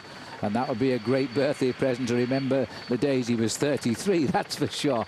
But it looks as though we've got two groups now. Some are surrendering, others are trying to drive for home, and it's being led by Walter Benetton, who's only ever won 3 races in his life. No big names, but you know, not all professional riders win races. They are in the team to help others win races. They have a very important role to play. Well, a lot of riders never win a race in their whole career. There was an Italian rider a number of years ago by the name of Roberto Conti. He only won 1 race in his whole career. Good win. But it was a pretty impressive one at the top of the Alpe d'Huez. Well, the remnants of the group are being caught there. 4 of that 7-man group are back in the main field. Walter Benetton is still on his own, and I think halfway across the gap to catching him up. It was the Frenchman Nicolas Portal of the Caisse d'Epargne Lille Baleares team. Well, look at the face here now. This is the hard part of any Tour de France. You've led for over 168 kilometers, and you are now trying to ride the whole field off your back wheel. Walter Benetton hasn't won a race since he won the Grand Prix Le Telegram in August 2003. It would be very nice to be first to Strasbourg. Well, it would be very nice to be first to Strasbourg. He may survive a little bit longer. Those are the 2 guys that got halfway across the gap. They are 10 seconds behind Walter Benetton. But looking at the attitude and the position they've got there, Phil, I think they've given up. That's Wegman on the left-hand side, Portal on the right-hand side. They know the main field is on their tail. They're just going to leave now 1 man at the front. Walter Benetton, who I'm not happy to be the bringer of doom to a situation like this, but he's going to get caught. Well, only 1 remains now. Portal, Wegman, get himself cleaned up, ready for the presentation for the King of the Mountains. Meanwhile, now they're going to have to try and hang on to this field as it starts to get into top gear for the finish. Sprinters don't race for 2nd place, so they'll want Benetton back in the fold here. Only a win is good enough for the sprinters. The drive is now on. They know 1 man has done what they always fear, tried to beat them to the finish. Well, when you look at the 1 man who's at the front of the race, Walter Benetton, he can probably ride on his own for a sustained period after being in the breakaway for a long time for about 46 or 47 kilometers an hour. But what you'll find behind is when the teams of the sprinters start working, start using the slipstreaming effect, especially because there's a lot of riders prepared to come to the front and set the pace, they can bring the average speed of the main field up to 55 kilometers an hour over this last 12 kilometers. They can snap up a minute's advantage on Walter Benetton in the click of your fingers. Well, we're looking at a Frenchman. He's still on German soil. He'll soon be back in France, Walter Benetton. And you know, the French have not had a lot to cheer in the Tour de France since Lance Armstrong started winning it every year. But today, they've had a marvellous ride. They've had a lot of riders in the breakaway moves, and now they're trying to win the stage here.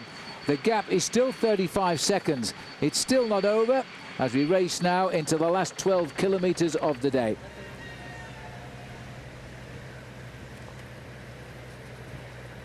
Well, just looking down at the wheels here of Walter Benetton, nice selection of gears.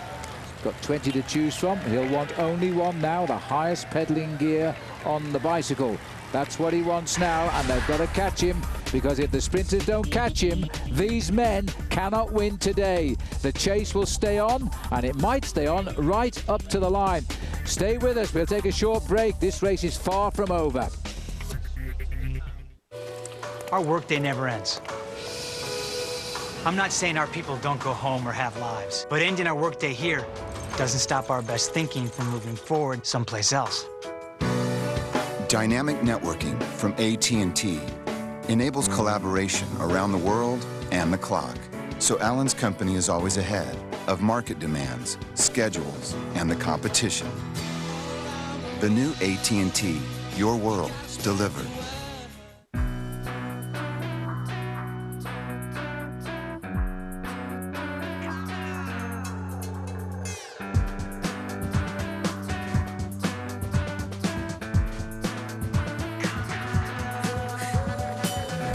Your life doesn't have one dimension. Neither should your beer. Michelob Ultra. Because you do more. It does too. Live life to the ultra. When we set out to build an entirely new type of motorcycle, we looked everywhere for inspiration, except to convention. The 113 cubic inch fuel-injected Star Roadliner. We build it. You make it your own. Test drive one today at participating Yamaha dealers. Now get a 5-year warranty plus low 5.9% financing on any Roadliner or Stratoliner.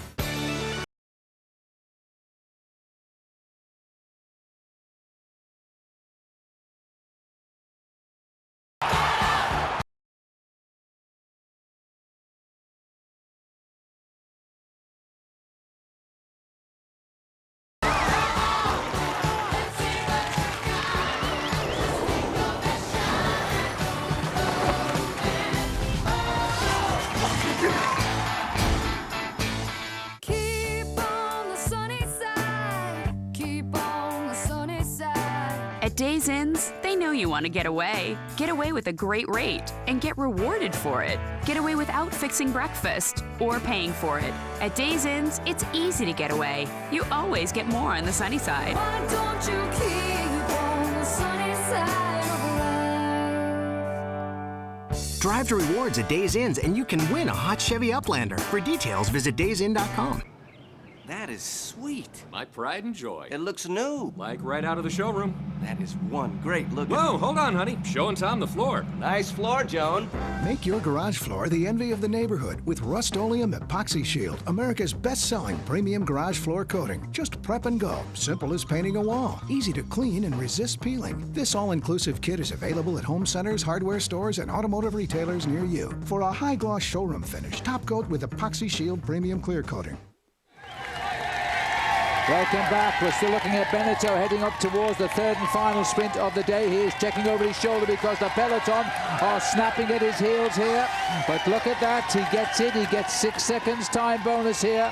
And this is Walter Benetton. And look at this now as the peloton comes up. This is George Hincapie going, and he's pulling out Crédit Agricole. That wasn't expected. Is George going to hang on? No, he is not, but he gets enough. Now, if none of those riders get a top 3 finish, Hincapie will be in the race lead of the Tour de France. He has wiped out his overnight deficit with a 2-second time bonus. That is what you call a cheeky Hincapie, because the hats off too to the rider from Crédit Agricole. He chased him down there, desperate to take at least a 4-second time bonus off him and stop Hincapie moving any further ahead. Well, that was a superb, attentive move by George Hincapie. We are 9 kilometers from the line. Well, I wonder what that did to Mateusz Tassal. We can find out. There it is. Look at that. It's shot up now. It was a 140. He's gone up to 159 beats per minute in our Quick-Step Energetic heart rate monitor there. Boy, I'm not surprised. Hats off to George there. He was thinking about that one. As we look down on the peloton now, we're racing back onto French roads here. And the field, boy, has that come alive now as they catch Walter Benetton, I think. I can't believe what George did. Hats off to him, Paul. That was a great result, because now, if there's no bonuses for the big boys at the front, he could be the leader today. Crafty. You see, Phil, you always have to pay attention. Never give up. He admitted to us, didn't he, that he was not very happy about losing by 73 hundredths of a second. And I don't think Thor Hushoff was expecting that at all. And Hincapie, he's a very clever man, and that is an indication to me that Hincapie is motivated now, Phil, to be the leader of this Team Discovery Channel team for the Tour de France. Well, absolutely fabulous riding by Hincapie. Very attentive too by the Crédit Agricole rider there to snatch that second place bonus. He reacted on reflex, I think, to try and help out his team leader, Thor Hushoff. 4.4 miles to go as we keep you informed in both kilometres and miles. That's about 7 kilometres. Yesterday's prologue distance. Still to ride to the line. Result confirmed that it was Sebastian Eno, famous name but no relation to Bernard, who managed to stop George getting 4 seconds there. But 2's enough if the dice fall right at the finishing line. Well, that's what it's all about on the first day of the Tour de France. It really is like a throw of the dice, because there's still a 20-second time bonus to be had on the finish line. Tom Boonen is only 11 seconds off the lead. Now, if Tom Boonen is to win the stage and George Hincapie doesn't finish anywhere in the top 3, then Boonen will be the new leader. If we were to stop the race right now, Hincapie's just got himself 2 seconds taken off his overall standings, and that gives him a 13-second advantage over Tom Boonen at the moment. But we've not got to the finish line yet. No, and the peloton now changing shape all of the time here as we get inside 6 kilometres to go now. And don't forget that out there, a lot of these riders are wearing those polar heart rate monitors. Marcelo Tosartes at the moment, I can tell you, is beating at 175 beats per minute, which is only just about 10 beats off his maximum for the day. So he's under pressure, and he's going to have to lead out his teammates shortly. That's why he's under pressure right now. He's moved to the front. He's somewhere in the gaggle of riders between 15th and 20th. He's thinking about the position, of course, of his man Tom Boonen, the world champion. There's the yellow jersey. Thor Hushoff enjoyed his day in yellow this afternoon. He probably wants to prolong the experience, because last time he got the yellow jersey a couple of years ago, Phil, he only wore it for a single day. Today, I think he'd like to keep it for just a little bit longer. 5 kilometres to go. Under the banner at 5, back onto French soil now. The crowds tell you the way the riders have to go towards the finish. We're racing into the avenue of the Black Forest here. For somebody, it is going to be a great day, and if it's the right person who's already amongst the leaders, he'll be pulling on a maillot jaune at the end of it, and it could be George Hincapie right now. Theoretically, over the last kilometre, there are no real dangerous corners. Most of the corners in the last 3 kilometres are what we call sweepers in the sport of professional cycling. The kind of corners you hardly have to touch your brakes on. The riders will be going round at close to 50 kilometres an hour. Still a little bit dodgy. Milram now taking over control at the front end of the main field. Liquid Gas getting themselves sorted out as well. There may be Magnus Bagstad, the big Swede, is going to have a go. Stuart O'Grady is right in the middle there as well. O'Grady, let's not forget, is now 6 seconds off the lead of George Hincapie. He too will be looking for a top 3 finish.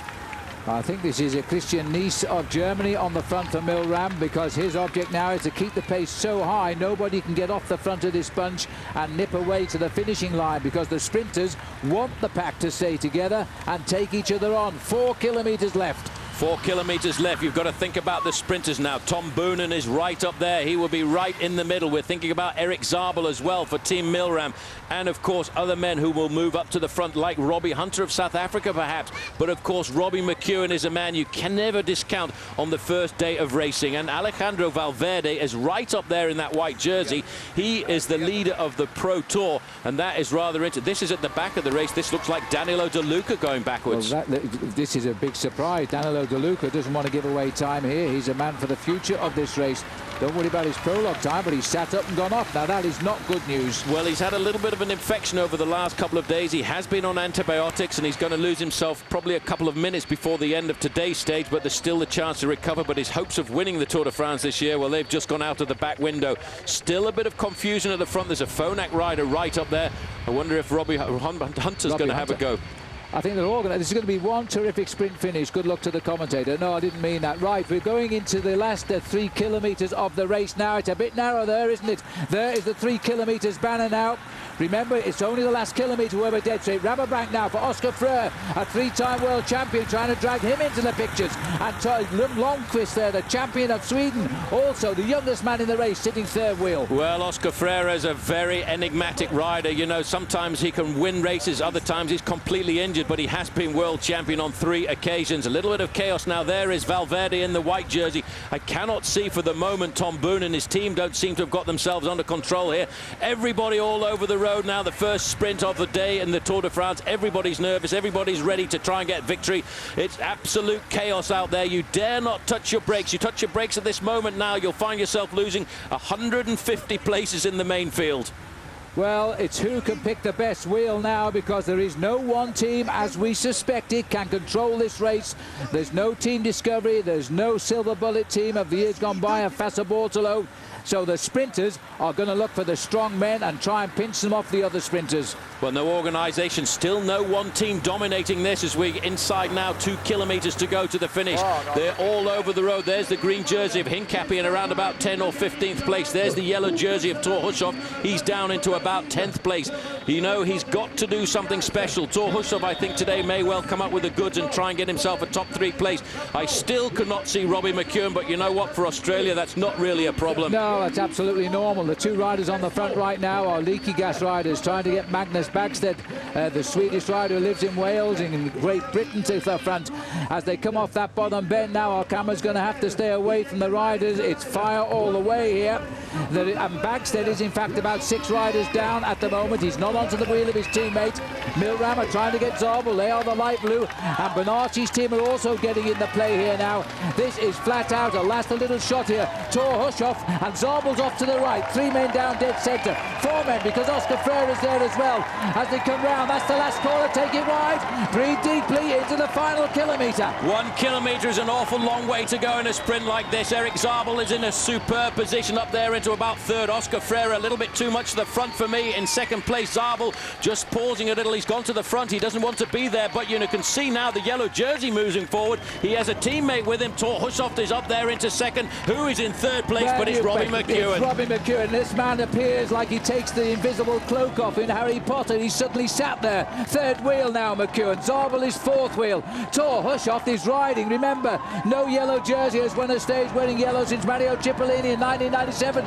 Breaking on the far right now. We're trying to get Gettelsteiner. And the world champion in the white jersey goes. He's the man to beat. Zabel tries to take his wheel. And McEwen there boxed a little bit. Tom Bonan looks over his shoulder. He's got McEwen, his worst man, on his wheel now. As he had Jimmy Casper coming on the far right now. And now it's Zabel trying to go with Jimmy Casper here now. And Boonen, I think, is beaten. Tommy Boonen, it may be a French day this. As on the far right of our picture, there's a battle, but it's going to be on the line. A win for Jimmy Casper, I think.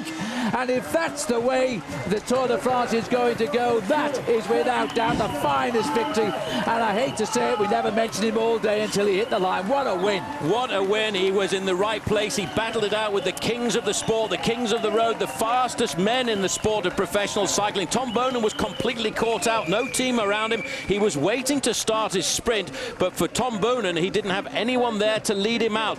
But when you saw Jimmy Casper, he took the risk. He saw the moment. He just grabbed it. Eric Zabel wasn't too far away. Let's just have a look at this one more.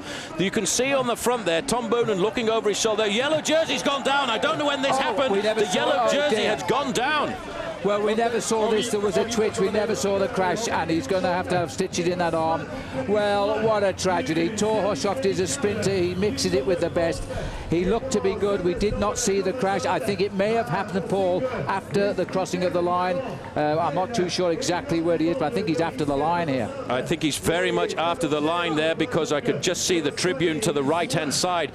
They're trying to hold that. That looks like a very nasty injury to me for Thor Hushovd. He was sprinting it out with all of the top men there. Let's have a look there. You can see Hushovd over on the right-hand side, right up against the barriers. You can see Tom Bonan is looking back. Robbie McEwen is there in about 2nd or 3rd place. Casper starts his sprint on the left. Zabel tries to follow. It looks to me as if Thor Hushovd is battling to come up through the inside. He makes his place. He pushes Robbie McEwen out. They're up to the finishing line now. Hushovd is dropping back a fraction. Tom Bonan is also giving up in the sprint there, but still you can see right over there, Thor Hushovd sits up before the line. He's crossed the line. He's crashed after the line. Phil, we're going to have to do some serious adding up now. Well, in fact, of course, our camera stayed with the winners, but he's fallen underneath us here, and that is a tragedy. The happiness of yesterday in Strasbourg, now the tragedy of being an injured victim in the Tour de France on the stage here in Strasbourg. Hincapie, too, could well be the leader of the Tour de France tonight. I've got pens and paper flying everywhere here, but I think he may well be the leader of the Tour de France because of that small bonus he got early on. It should have worked out for him. There was only a few seconds spreading the top boys, and of course we'll all know the answer to this very, very shortly, because the judges have the same problem. But the biggest concern tonight, I think now, is what about poor old Thor Hushovd. Take a look at this. In the end, the big sprinter Bonen here to win found he couldn't do it and quickly fell back out of it. So too did Robbie McEwen. Hushovd was taking risks to get up on the inside, no doubt about that. The reason being, of course, a few seconds would have kept him in that leader's yellow jersey, and that was his main aim. Oh, well, as we look down here on a city of Strasbourg, which has hosted the Tour de France so well, and today it's ended in great sadness for Thor Hushovd. I'm just wondering indeed whether in fact Thor can possibly continue. You know, when you get an injury in cycling, we'll try and see these pictures again, see if it tells us anything. There is a lot of blood, but when it's all cleaned up, it may not be serious, and let's hope that is the case with the God of Thunder, Thor Hushovd. There's no doubt who won it though. Pushed on the line there. It was a brilliant finish there by Jimmy Casper, and that's his best win. It's his 4th win of the year, and far and away the best win of his career, which began back in 1998. We'll come back and we'll bring you right up to date with everything on the stage of the Tour de France here in Strasbourg. Stay with us. Thor, we all feel sorry for you. We'll be back. Every night, OLN brings you the Tour enhanced. See today's stage with commentary by Alan Bob, extra features and analysis, and more. The Tour de France Enhanced Prime, tonight at 8 p.m. Brought to you by Capital One. OLNTV.com is on tour and right in the middle of the Tour de France. Get instant and exclusive access to clips, photos, bios, and race routes, along with stage summaries and forecasts from our team of experts. OLNTV.com, your link to the Tour de France.